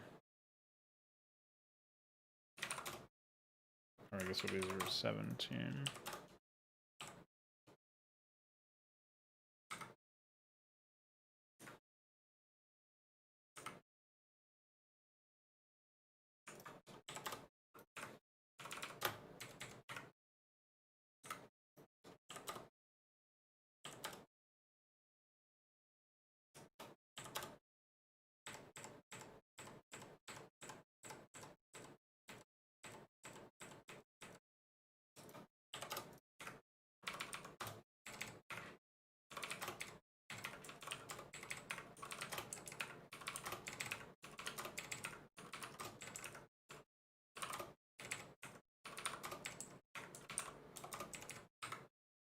What?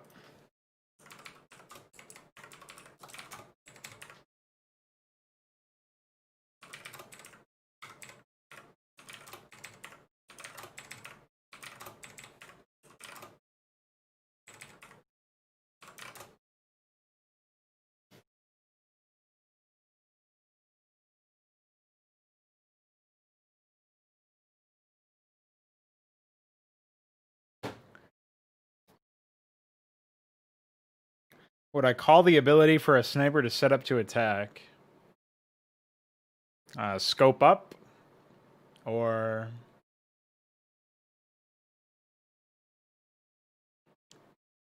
perch?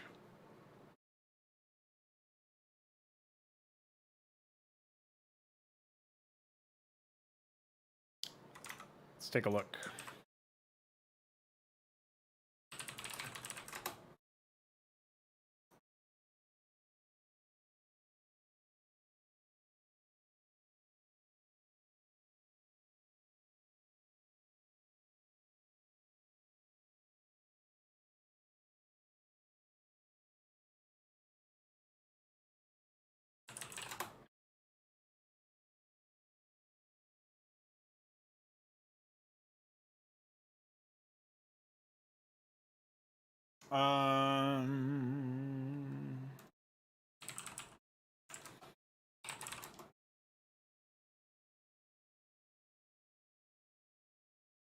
I guess you could call it survey or something like that. It's not. It doesn't imply that they're going to get more range or anything, but might be somewhat in the right direction.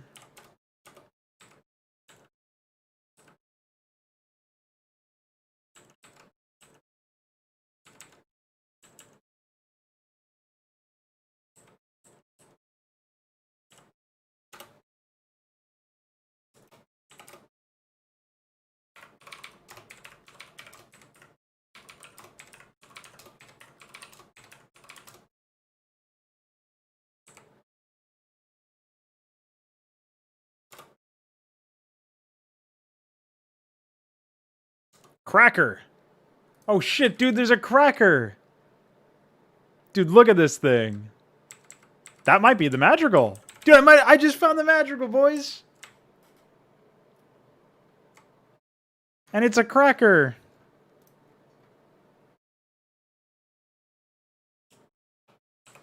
I mean, definitely a little blocky, but fucking cracker.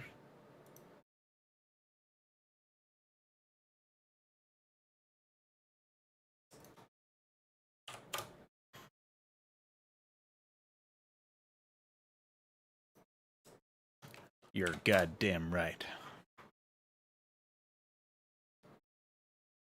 What's up, Zergarthka? I recognize your name from a while ago. Glad you're enjoying the show. It's been a long fucking journey, but it's all to bring quality content to the masses and to myself, for that matter. I think you're maybe you're not in the server anymore, or maybe you are, and I honestly don't remember. But I definitely remember seeing you in there, maybe a couple years back. Hope you're doing well, man.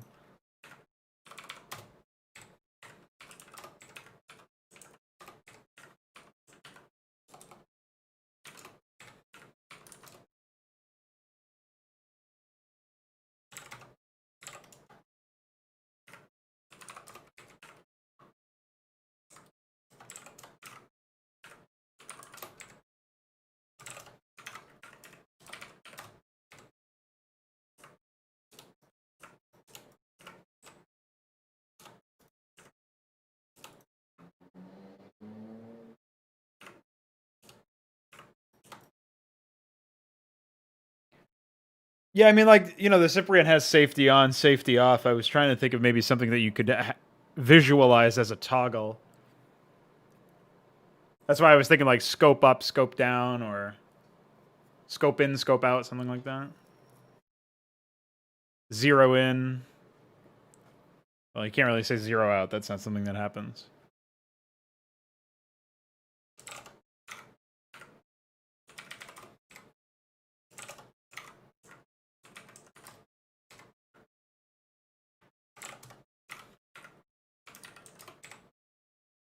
If nothing else, it'll get you there, right?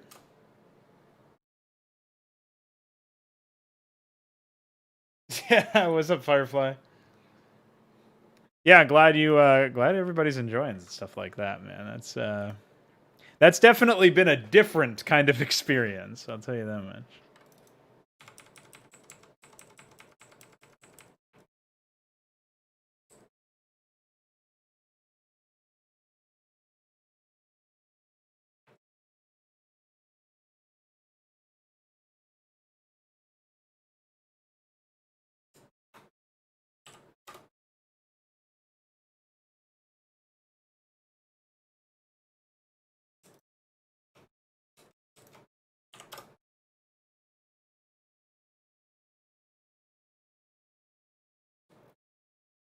Yeah, honestly, like it's one of those things that I'm always like I should never be surprised, right? But I always find a way to be somehow. So let me just make sure. I think this is also a case where just like the Tiberian Sun graphic, this is gonna need the same approach. What's up, roller skates? Dude, everybody's coming out of the woodwork to say hi. Thanks for the content. Also you.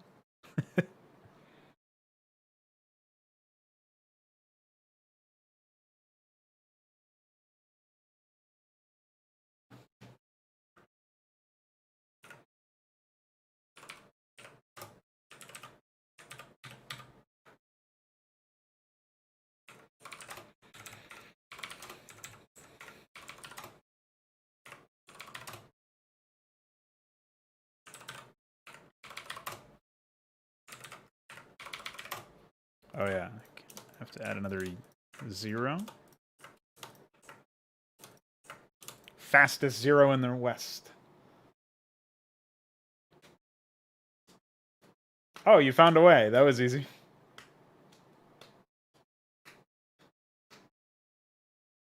Oh yeah, you know somebody actually reported that earlier. I can fix that real quick.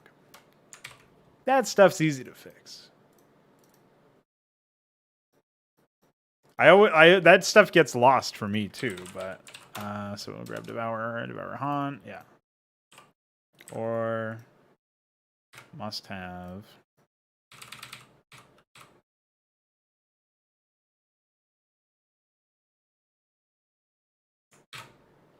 Boom, easy.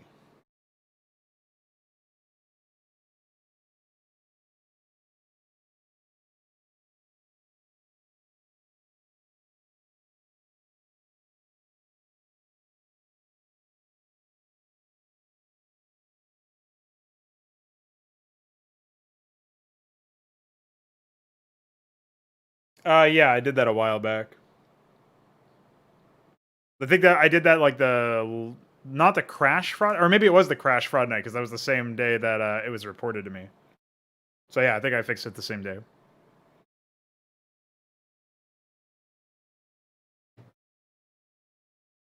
Claws in the Zergling or on the Zergling look like human arms and remastered.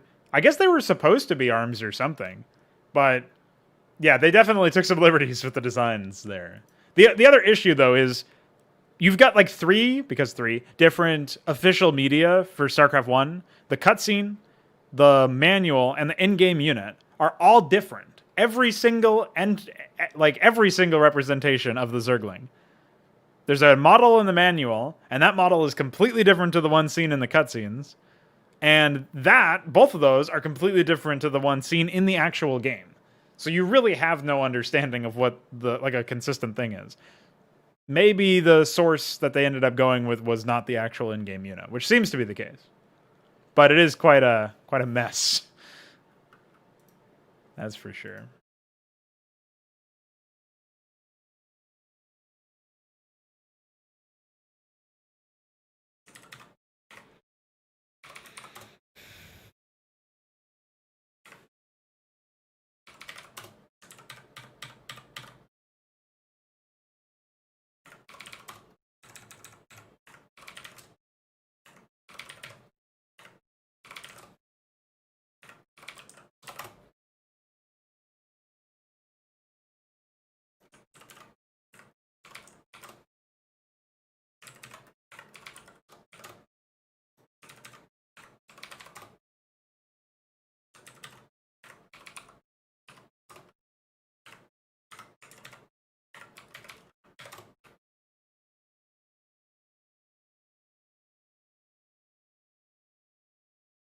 Yeah, I think it's just because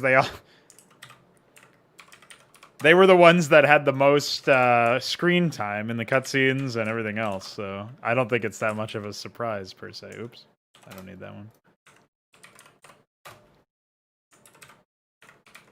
So it looks like there's 10 frame sets to this graphic so far. So we'll say 036.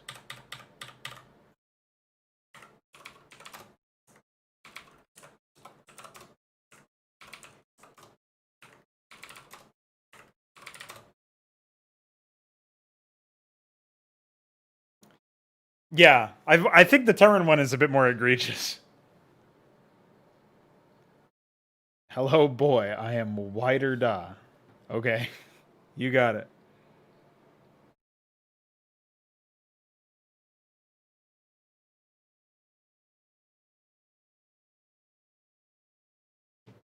Weeder, sorry. Vader. More like Vader, if you know what I mean. Specifically, you, Vader.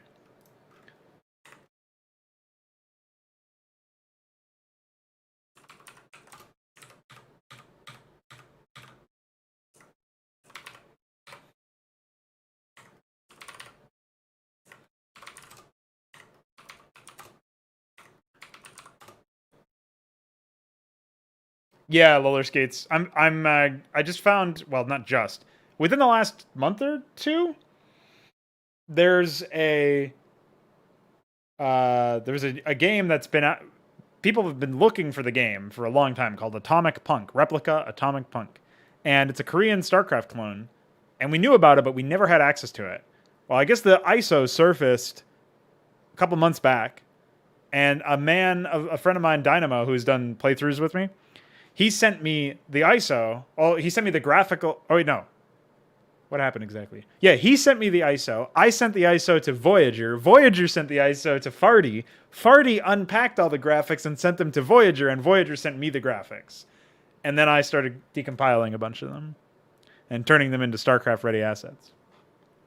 So that's the process. That's how we got here.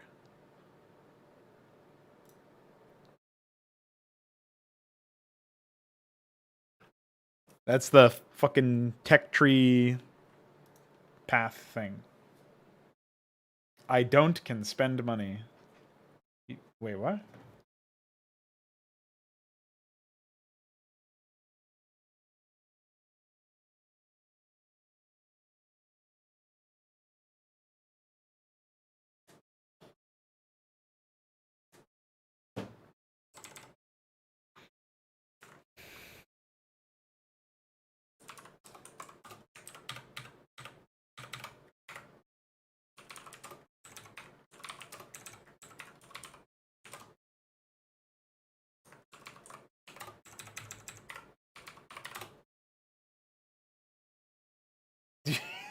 Cash. Oh, wait. Are you asking for money? You're in the wrong stream, man. I don't think that's usually how that works anyway. I think it's the other way around.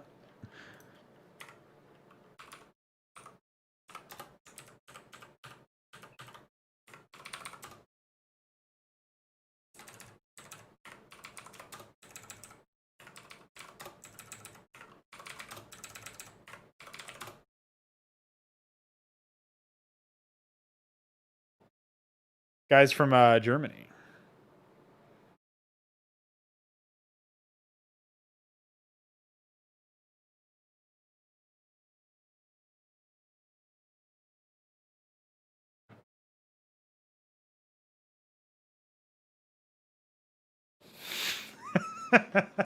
Oh, man. And this is why streaming late at night might be a problem.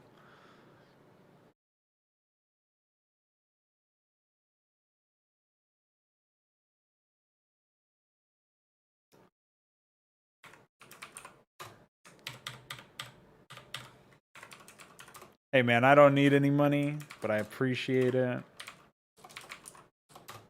I think I can't get money from miners anyway. Pretty sure I would just get sued into the ground by some angry parent.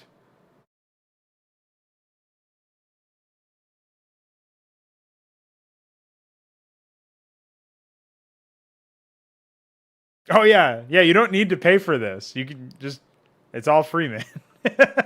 Maybe that's what he's saying.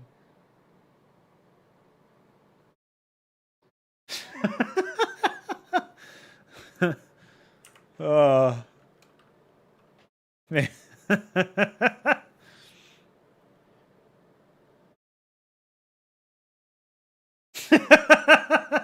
Oh no. All right, keep it together here. What's next? 0, 1, 2, 1.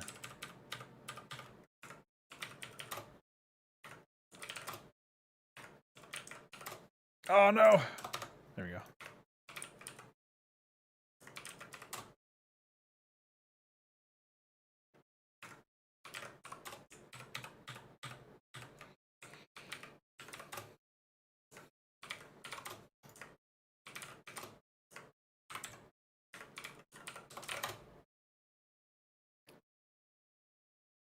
I hold you a Zerg here.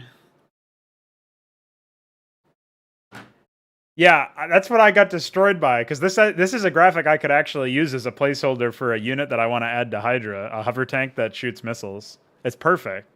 I mean, it has movement as if it's a tread, so maybe I'll just have it be that way until I can find a better graphic. But or maybe I'll just use it for something else. I might, who the fuck knows? But either way, when I came into this file, or I walked into this folder, it said Cracker. I was like, holy shit. Cracker, dude. And then it was a graphic that looks like I can actually use it. I was like, holy shit. Cracker, dude. Cracker's useful.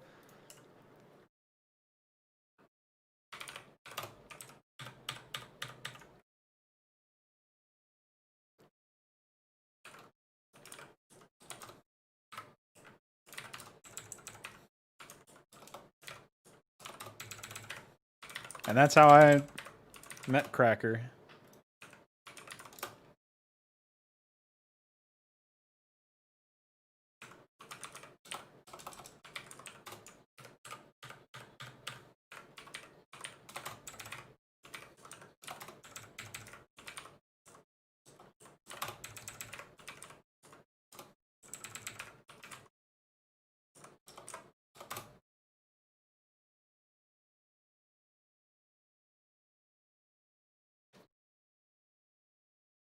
Yeah, the Madrigal. It's going to be a nice addition to mech. I have been thinking, though, that making it so that you need a machine shop to build Goliaths does feel a little rough. I might make it so that they build faster, since you have to have the add-on now. Because it's not just that you have to wait for the time for the add-on and spend the extra cost for the add-on. It's also that it takes up a lot of build space, so there's probably got to be a different check or balance in there. But we'll see what I can come up with. I might wait for more balanced testing anyway to pull the trigger on anything. Alright, so this is 0008. These ones are super easy. If only Windows didn't fucking center view me up to the top. Man, I can't get away with the center views.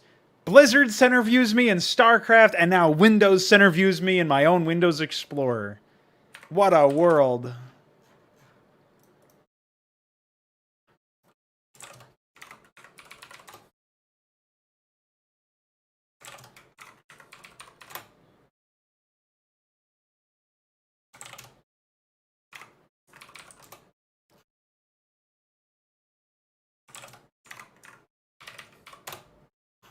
Boom.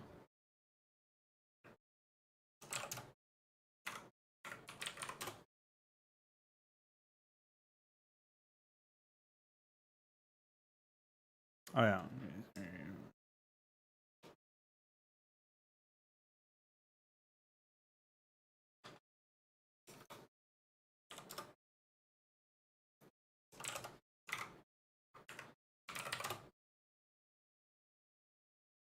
Wait, what?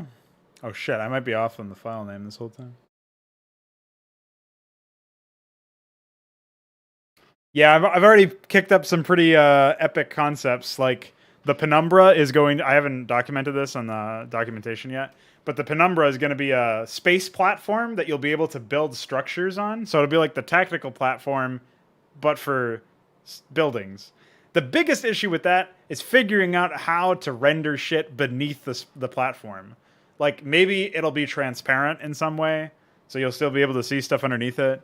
But I don't know how I'm going to work it out. Like, I think everything on top will also have to be transparent. But I really want to see something like that in action. It's just... The idea is so tantalizing. The idea that you can just fly around the map with a bunch of bunkers and, starports just spitting out all of your air units and whatnot. And you can build extra sections of it and all sorts of crazy shit. Like, that's one of those things. Oh, yeah. Well, that's not even the first thing I'm going to have to mangle the entire engine for, because I've got a somewhat similar idea planned for Tier 4 or maybe Tier 5 Zerg. The World Eater is the code word for it, but the idea behind it is the worm. It's like a giant worm, and it when it spawns, you only have its head in one segment, but you can morph additional segments onto it, and it can morph. While those are morphing, it can still move around as well. And on each individual segment, you can morph a sunken colony, a spore colony, one of the new chasmal colony structure. There will probably be another colony morph called the larval colony that will allow you to spawn larvae from them at a reduced rate. So you'll be able to do that on the front lines with this worm. And I think there will also be the ability to morph to Nidus Canal on top of it as well, or place a Nidus exit on it, I guess. And obviously this thing can move around while it's doing it. Not only can it move around, but it's going to be able to move through cliffs and unburrow up. Like, it can basically sideways burrow and then unburrow up afterwards. So if you imagine you're like burrowing into a cliff, you can surface above the cliff, or you can just walk straight through the cliff. And it's not going to move any slower while underneath. Like, the whole idea behind this unit is that it can be submerged, in which case, obviously, while it's burrowed, any segments behind it that are also burrowed can't attack or have any functionality. Units that are in the middle of morphing from larvae are going to have to wait for the surfacing to happen in order for them to hatch. Any units that are on top of the worm from a Nidus Canal, I mean, I guess units will probably just decollide, so the Nidus Canals would also be inaccessible while those Niduses were submerged in some way. But so it's going to be a pretty insane unit. But what I really want to see, again, is like, I've got this idea in my head of an amazing, like people throw on the idea of cinematic gaming or whatever. To me, the best kind of cinematic is when like it's sinking in how fucked you are when you couldn't beat the insane AI that I have developed, and they're just annihilating you. Like, as it's gratifying, probably just because I'm the developer, but it's really cool to see something like that brought to life and defeat me in that way. And even if there's like a bunch of caveats with it, like, oh yeah, they're still really bad at micro, and as a result, since they don't get the right kind of unit value out, they have the resource multiplier. But for something like the Protoss, it's actually super slim. It's not very much of a resource multiplier at all. And it's to the point where they could probably contend with the average player base that we have in terms of skill, myself included, without it. But you know, as we get closer and closer to that, like that's what I envision. And so my vision for this is like I've already thought it up in my head. I've choreographed the battle where the AI runs these things through my base and destroys my mineral line by spawning in or waypointing in like lurkers or something, you know, and having sunken colonies on there just spitting at all my buildings and all this other crazy shit. Like, I've already thought of all of the different things that you might be able to do with this unit, and thought, yeah, that's a unit that I need to see in game.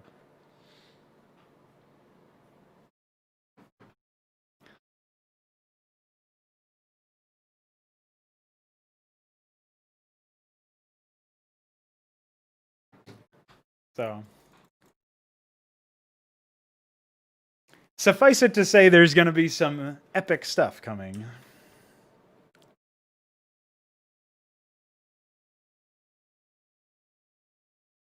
See here, I did 25 correctly. Yeah, I don't know exactly how you'd slap that into the...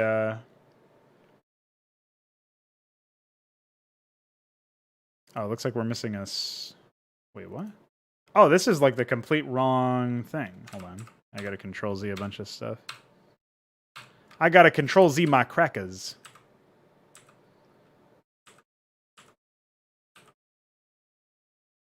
Okay, good so far. Oh, there it was. I fucked up there, so it looks like we're looking 76. I got disoriented because of the center view. That's what happened. Wait.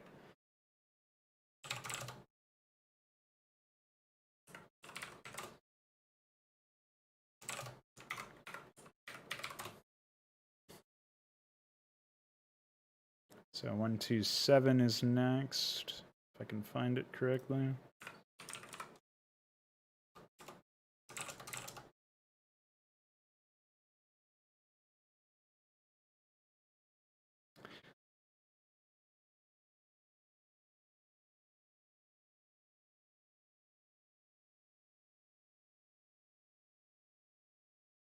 Destructible turrets on big ships. I think there's a lot that you could play around with stuff like that. I just don't know. Like, my biggest concern with all of the additions that I have is that usually they involve some hitherto unseen mechanic in either StarCraft or, broadly speaking, all RTS games that people can think of.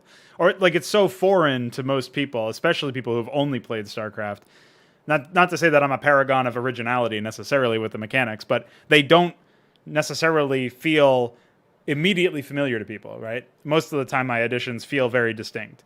Like, I guess even the Hierophant is like a fairly simple explanation. When it tags people with an effect, and that effect slows any unit that runs away from the unit that tagged them, right? Or like the kind of unit. So any Hierophant in the area that's owned by an enemy slows retreating units with this effect tagged on them. Like, it's not really that complicated of an idea, right? It's just putting a slow that only works if they run one way. Even that is distinct because I've never seen that particular mechanic. Usually it's like just a generic slow, or maybe a slow when oncoming or something. Like, usually the slow is very standard and very straightforward, and it's like all encompassing, like in snare or something like that. And so even that small deviation is like the first start. Like, that was like one of my first additions, or first write-ups, I guess, first concepts, was the cowardice signifying. And then eventually getting to the point where signifying malice reduces their attack speed, like, across the board. It's an all or nothing thing. Like, it's always there. And I think that's probably one of the biggest concerns I have with all the tier 4 and tier 5 stuff. And even just the mechanism of adding the 4th and 5th tiers, as well as reworking the 3rd tier. It's going to be more like Age of Empires, I guess, but not quite so far in terms of got to float and bank up a bunch of money in order to get it. It's just that, like, the science facility is going to cost like 500 minerals and 750 gas or something. Like, it's much higher upfront cost to do. And it'll have more health and more armor, so it'll be more survivable, more sturdy. But you can get kicked back into the tier 2 age, right? To use the Age of Empires allegory, you can get kicked back into the Stone Age or whatever. I don't know what their ages are, but one of the earlier ages just by losing all your structures.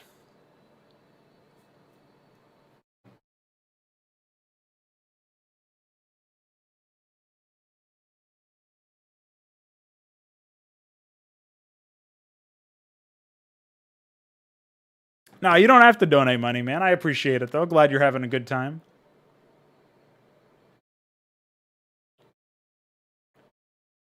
Uh, 143.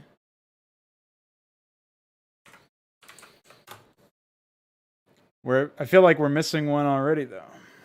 Or are we missing 1, 2, 3, 4, 5?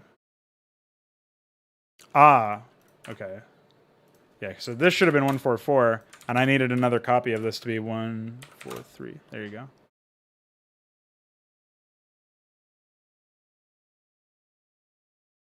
I'm not concerned about them losing tech structures. I'm concerned that it's such a distant concept from what you're used to with Brood War.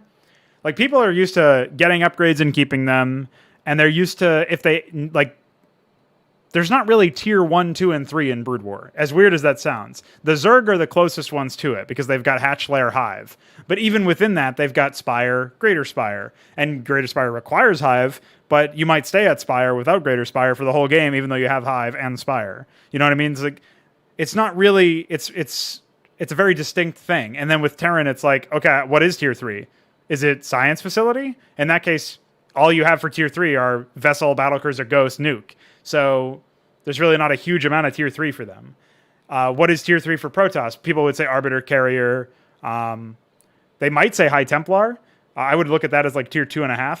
But I could see an argument for them being like High Templar, Dark Templar, Archons being tier 3, in which case they can spike to tier 3 super early because they only need Gateway, Cybercore, Citadel, Templar Archives.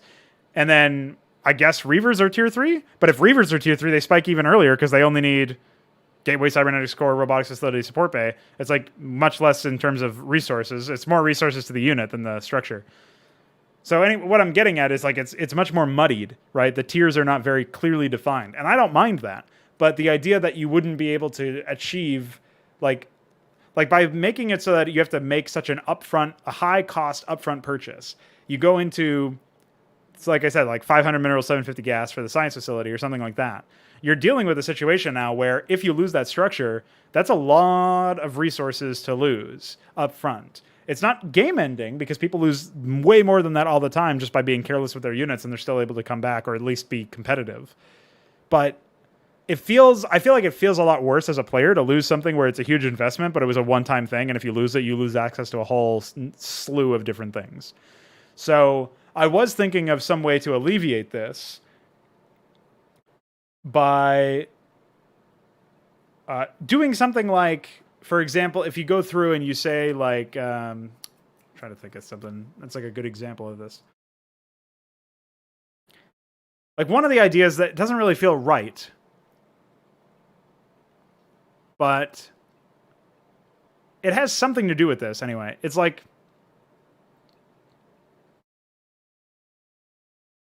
maybe a 30-second grace period where you still have access to the tech after you lose a structure. But I wouldn't want this to be the case for everything. It feels weird to be a global rule. It feels a little much. But if I put it only for certain structures, it feels like a gimmick. And it doesn't even feel right, even if it is a global rule and it is consistent. We take consistency out of the equation, it feels very distinct.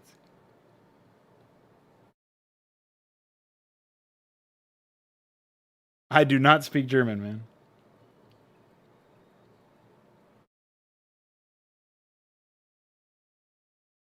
Yeah, with Terran, it is more defined for sure now because you go Armory is your tier 2 structure, and that gives you factory, science, or factory starport, and then science facility unlocks tier 3, but you get it from the Armory. Tier 2 will also unlock the dry dock and I think it's munitions bay or weapons bay or something. It's probably a placeholder name, to be honest, because engineering bay. I wouldn't want to do the same thing, but there's only so many ways you can rehash the word bay or depot or whatever. Yeah, munitions bay. Yeah, the munitions bay and dry dock are basically the new, like, they're split versions of the armory dedicated to those particular things. I think as a result, I'll probably be adjusting some of the costs of the upgrades, but probably not by too much. I might also be adjusting the cost of the... I definitely will be adjusting the cost of the armory itself once those units or structures, I guess, are added in.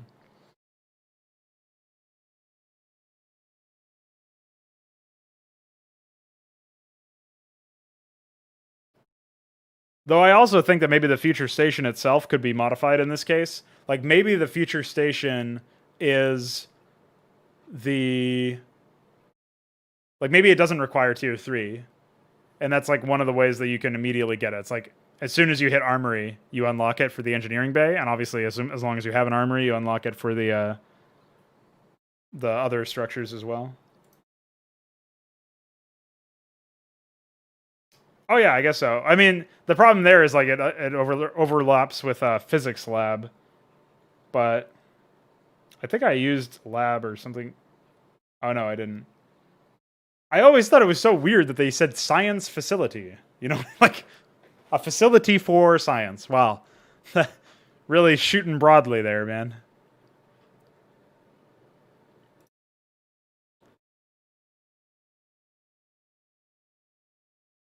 Um,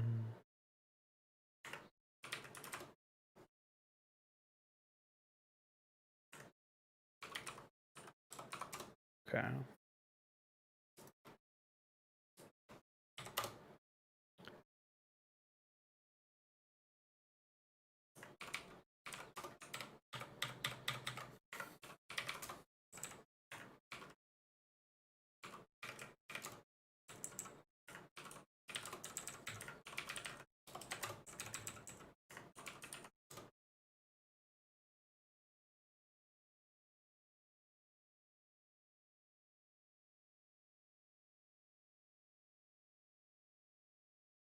Oh yeah.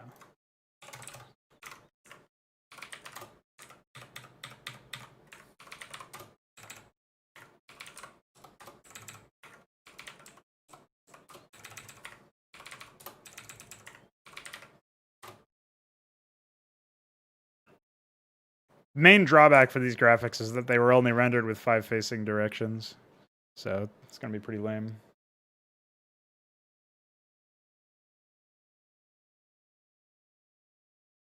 It's a science place, yeah. Brainy building sounds better. There you go. Yeah, I'm definitely down to look through that. I think I ended up earmarking or bookmarking some of those files.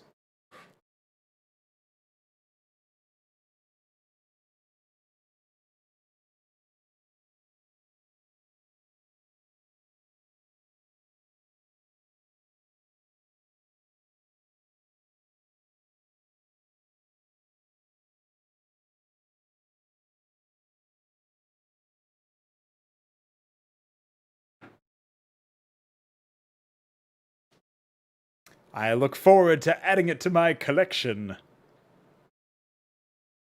Yeah, I can't believe you are stuck with internet that's seemingly that terrible, considering it's not like you're in the middle of nowhere. Or maybe, wait, maybe you said you were in the middle of nowhere relative to everywhere else. I vaguely recall you saying as much, but maybe I'm wrong about that.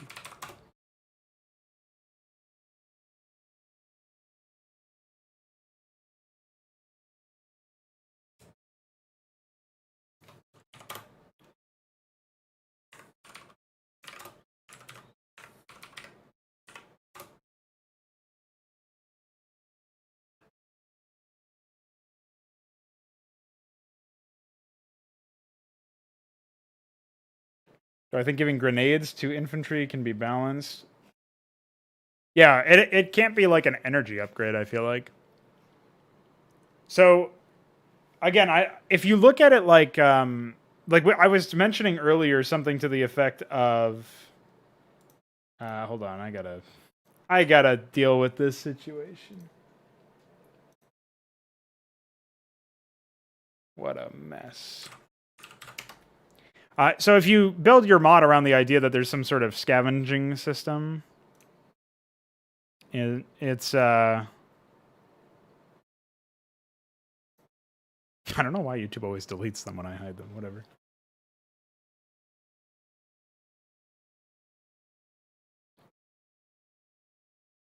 I feel like equipment would be one way to conceptualize it. Like if you have a situation, like you wouldn't want necessarily ammo for the guns, right? That would be a little too much. But if you imagine special abilities like equipment training or something for grenades, like that could be an upgrade, even though it feels kind of weird for that to be an upgrade. Or it could be an upgrade that equips them with grenades by default, right? So you'd get this upgrade at some like engineering bay or academy equivalent, and then Marines would carry frag grenades, and they would only maybe they would all be equipped with just one frag grenade, and you could upgrade it so that they have more, but you could balance the ability around like a longer animation for throwing it, maybe an arming animation, like, well, maybe they throw it real quick, like in the first-person shooter games, but it has a delay before it detonates. So it's like something that you can play around. My main concern is if it's going to be used by a very basic unit, that like your Marine equivalent from Starcraft. I said Marine there because that's the same thing that they call them in Halo. Your basic infantryman. That is a situation where you're going to be stuck. You know what I mean? Like that might be a lot of power to just give one unit. So maybe they should only deal some sort of concussive damage equivalent, so that it's mostly effective against, like it's not very effective against vehicles. You could clearly rework concussive. Veek, for example, suggested changing concussive to be to deal a third damage instead of a quarter damage to large units, and 2/3 to medium, which would certainly improve the DPS of things like Hierophants and Ghosts and whatnot in Hydra, and still something I may consider, but I'm very worried about Vultures being super useful. I think I would have to modify their damage, but if I reduce their damage, then I significantly hamper their viability against workers. So that's like a whole balancing mess I don't even want to get into. Oh, you were going to put them only on Spartans and Elites. Okay. Yeah, in that case, it's a little bit more reasonable, I think, to give them an upgrade that gives them one or two grenades. But I still think that there's something to explore the idea for scavenging weapons or whatever. The idea that, like, so you know how there's corpses in Hydra that stay behind for a while. Well, you could have some mechanic that builds off of that. Like a corpse doesn't stay as long in Hydra in your mod, well, as long in your mod as Hydra does. But maybe while the corpse is there, you can pick up their gun, and like you can swap weapons with your gun. So you'd be able to scavenge materials, and if you just scavenging materials equips you with whatever grenades they had. Or whatever other equipment they had. Like maybe there's another kind of equipment class that's not a grenade, but would still be usable by a Spartan and by an elite. And you could have something like that as a subsystem of the gun swapping equivalent, right? The idea is that maybe all you do in the there's like an infantry center, and that infantry center configures what weapons your units start out with. If you wanted to go super deep into it. Again, like this is a lot of overhead for the player. There's going to need to be some build up and some understanding of how the mechanics work. But there's a lot of different systems that you could build into the equipment system. You could choose to take or leave the weapon thing, and just have it so that, like, if I kill an elite and I walk up to him and press scavenge. Or just by walking over his corpse, I get the stuff on my unit. I don't know how you would want to do it. But you could do the system however you want it. And then the idea is if I kill an elite and he didn't use all his plasma grenades, I can pick up his plasma grenades. Right? And then if I want, maybe you could go super deep with this and make it so that you could research new kinds of equipment as similar to how you would research Stimpack or something, but then equip whatever that new ability was. Like, say for the sake of argument, you actually add Stimpack to the game, you want to equip that to your Spartan instead of frags. Like, there's an equipment slot that you can plug them in. In that case, it's kind of like turning all of the advanced infantry into, like, Champion Light from Hydra. Like, it's not as invested in the system as that, but Champion's having those equipment pieces. Like, the idea is kind of similar in that sense, where in this case, it's not modifying how they work fundamentally. It's just changing what kind of active ability they have. I do think that it's really important to keep the number of active abilities relatively low, though, because active abilities,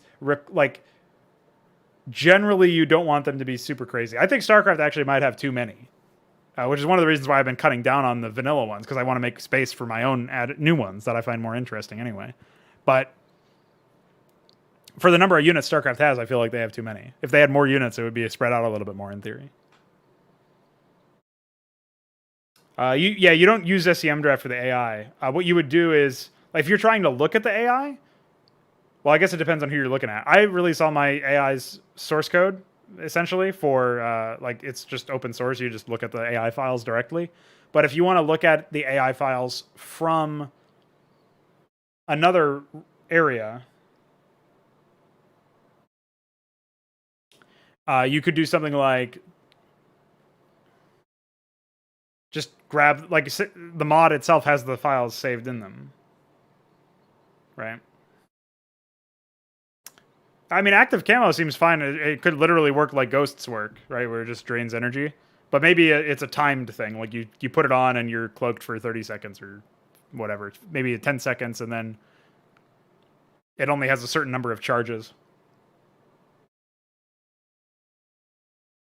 Yeah, you wouldn't be able to import them in SEM draft. You would import them to a AI script bin file and translate them if necessary just through an automatic button press. So here, I'll show you the process that I use. Is I open up AI script bin and BW script bin in PyAI, which might look like this for you when you start it up. I just have it minimized, or not fully maximized, I guess. Then you just hit Control E on one of the entries, and then you find the file, like say you downloaded the Hydra Protoss AI from the GitHub, and then you Control A, Control V to paste over everything, and then it's Control W. Is that it? Oh no, wait, I don't even know what I just did, to be honest. Oh no, that was it. So Control W, and that translates it from ASC3 to PyAI, which is this button right here, and then you just save it.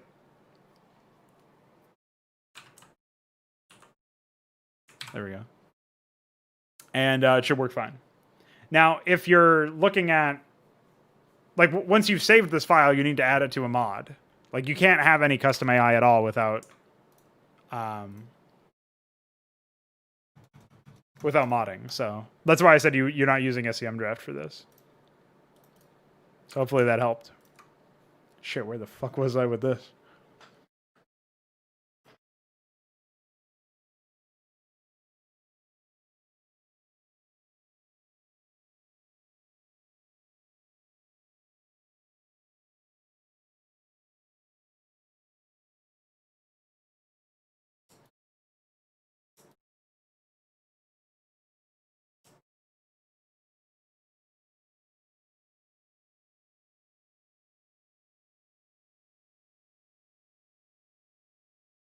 So wait, we have 17, 18, 19, 20, 21, 22, 23, 24, 28, 29, 30. 1, 2, 3, 4, 5, 6. 2. So that's 8, 9, plus... Oh wait, this is 17. So did I just fuck up the numbers?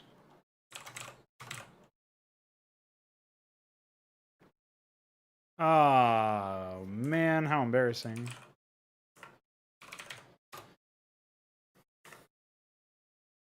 Oh, wait, no, I didn't. I'm safe. I just was missing the,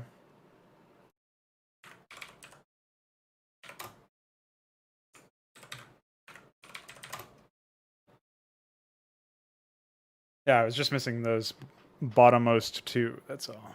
All right, what else do we need?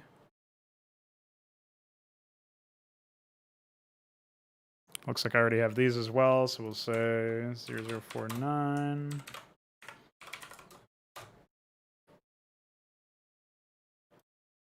So 59, and then, okay.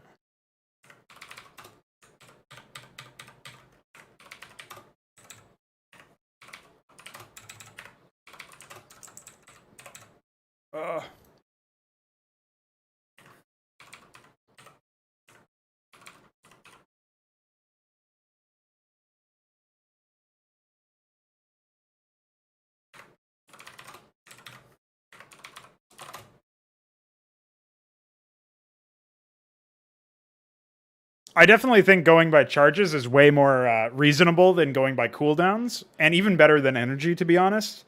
But you, again, have to keep it really, like, you have to be very judicious with what you allow. Like, what units you allow to actually have active abilities in any capacity, right?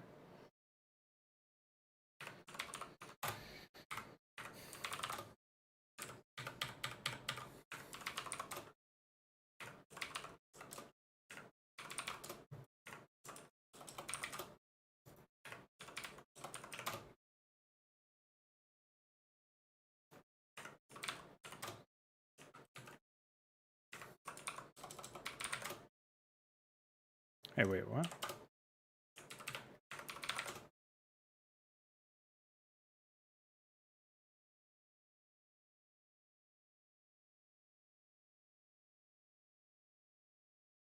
So 111 is next.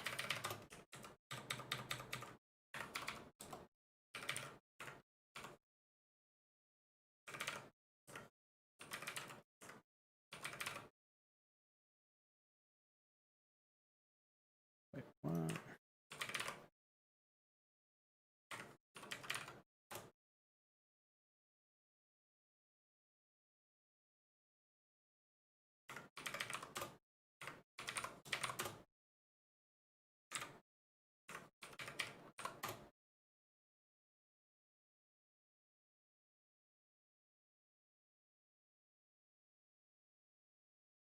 Two, 7.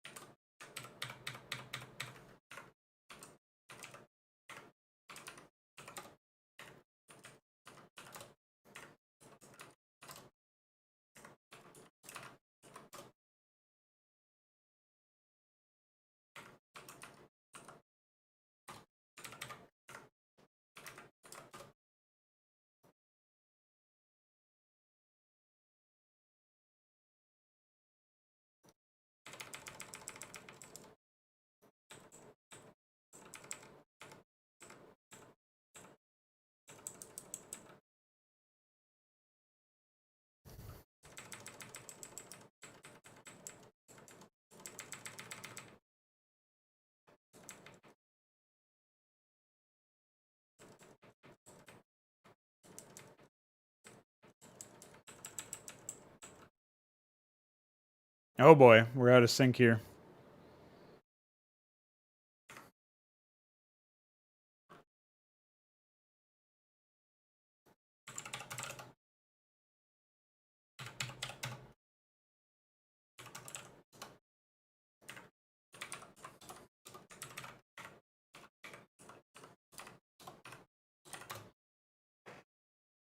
All right, 93 is where there was a cutoff here.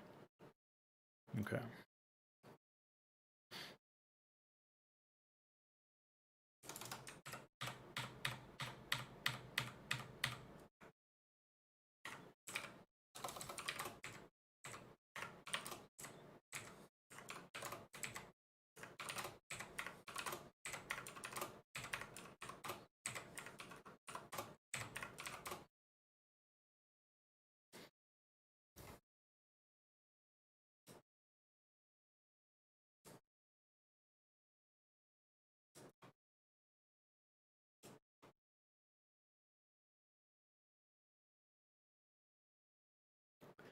Okay, 93.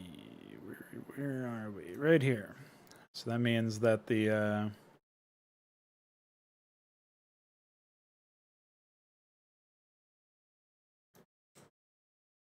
these.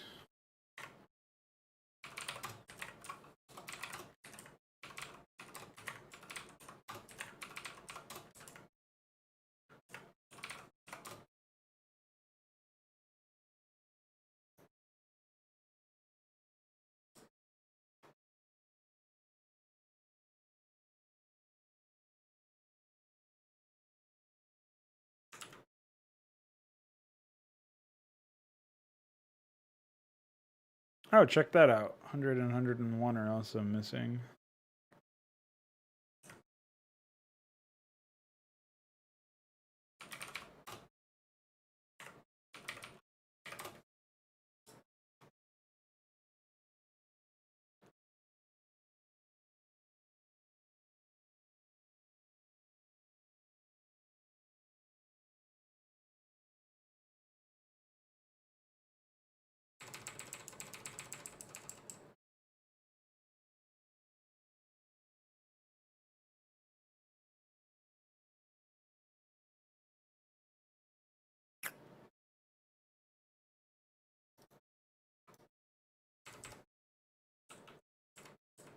Ah.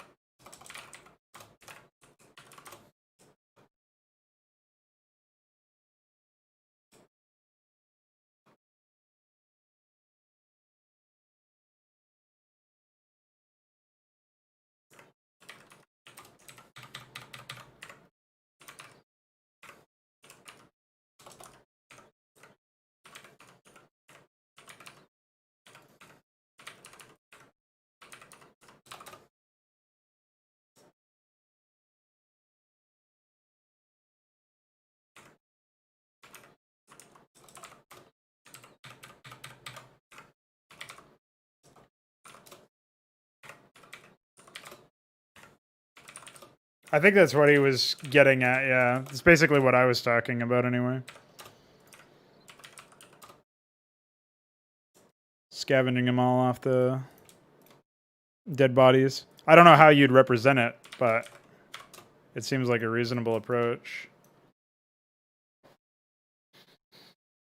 All right.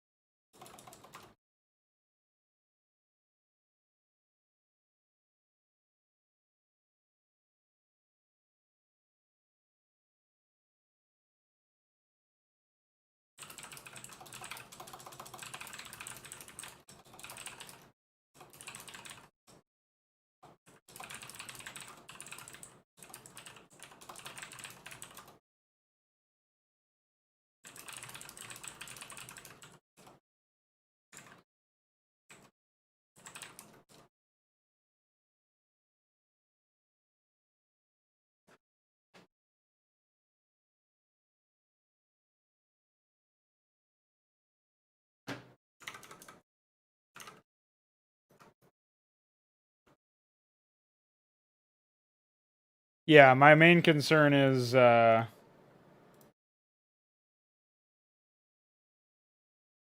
readability in the middle of a battlefield or whatever. That's the other thing, is like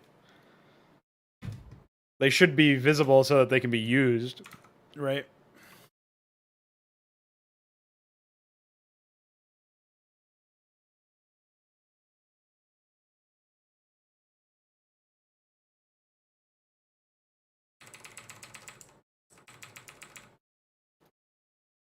All right, well, the cracker's organized.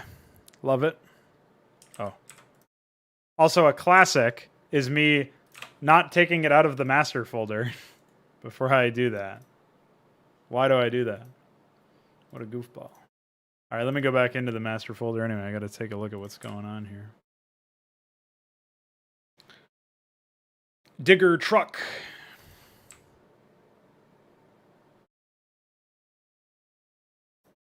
Okay. Energy V.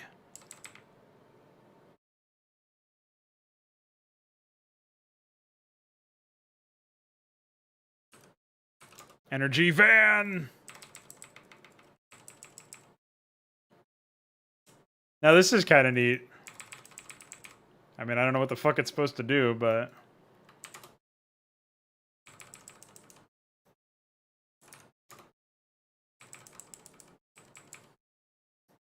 the tiniest structure of them all. Nice fire. Flying tank.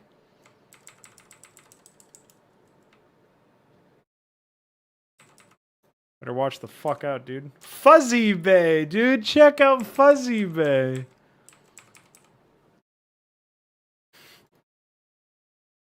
Fuzzy Lab? Dude, what? What's a Fuzzy Lab? Help me, guys.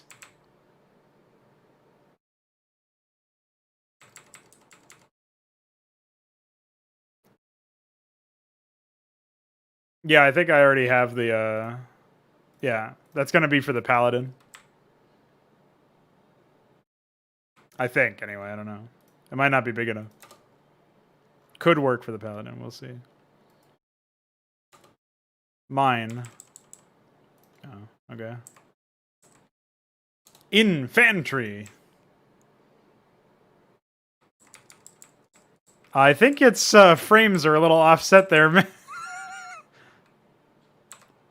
Hacker. He's like an engineer, I guess. Protect Arms Bay. Don't do that. Refinery. Oh. Dude, some of these graphics look real shit, man.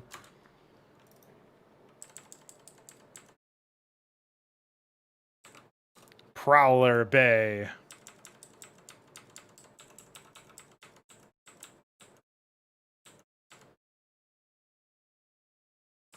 Prowler.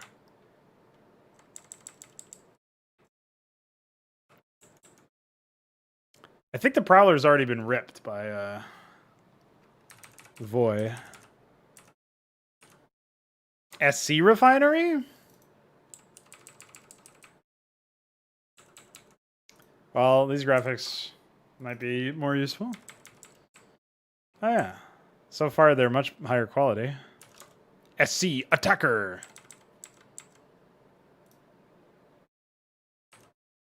SC Comm Center. Oh, that's the same one. SC Labor. Dude, holy shit, what is this? Dude! Dude, it's Ma-Hoo-Ha! It's Ma-Hoo-Ha Walker. Walker Hoo-Ha. Dude, he'll give you a little kiss. Holy shit, that's a graphic. What? What is this?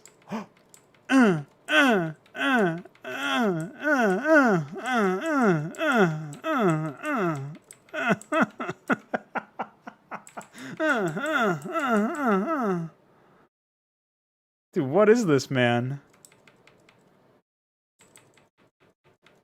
Who is this guy, anyway? Uppercut. Dude, what the fuck? I don't want to look at that. Why do you got 2 SC refineries? Scroll down. No, you. SC troops. Yeah, I was thinking about that too. Seaman Man. All right. You might have some issues.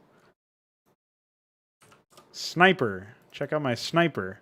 Holy shit, dude. Look at this guy. He's not a sniper. What the fuck is he sniping?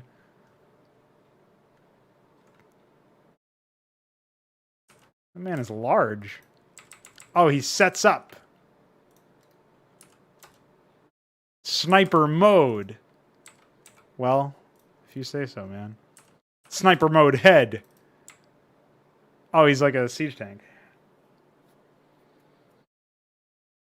No, I don't think I'd be able to look at myself in the mirror if I put that in as the fucking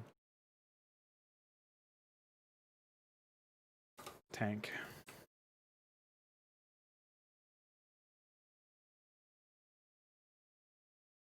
Unfortunately, that graphic will be just get completely destroyed. Technical support. Dude, it's in India. India as a building.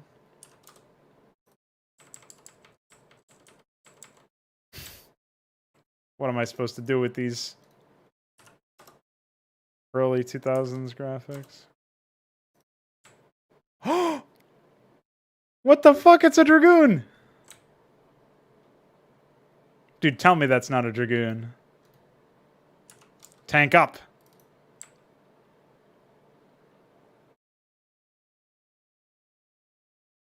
Again, because the graphic itself has the smoke effect, I don't think it'll be that useful, which is a real shame. I'll have to recreate it manually.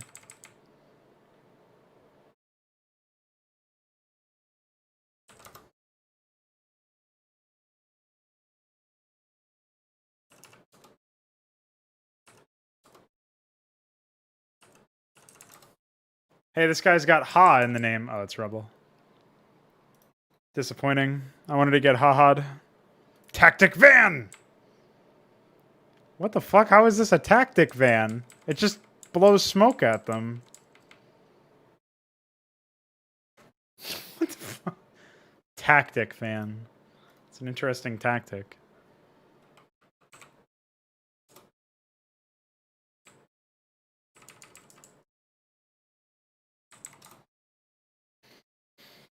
Well, we got some men that we can convert later.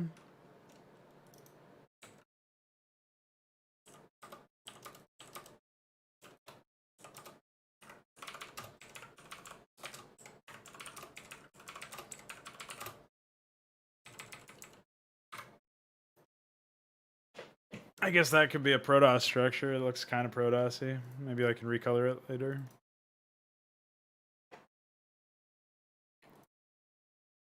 I like how bunker is just a turret, by the way. And then Barack.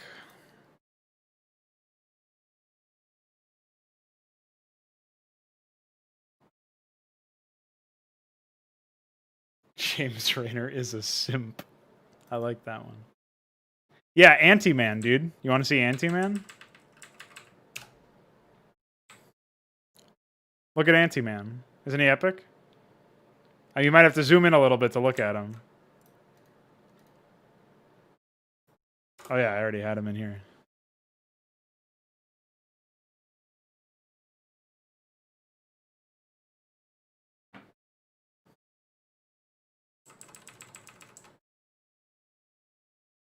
All he does is walk. He doesn't do anything else.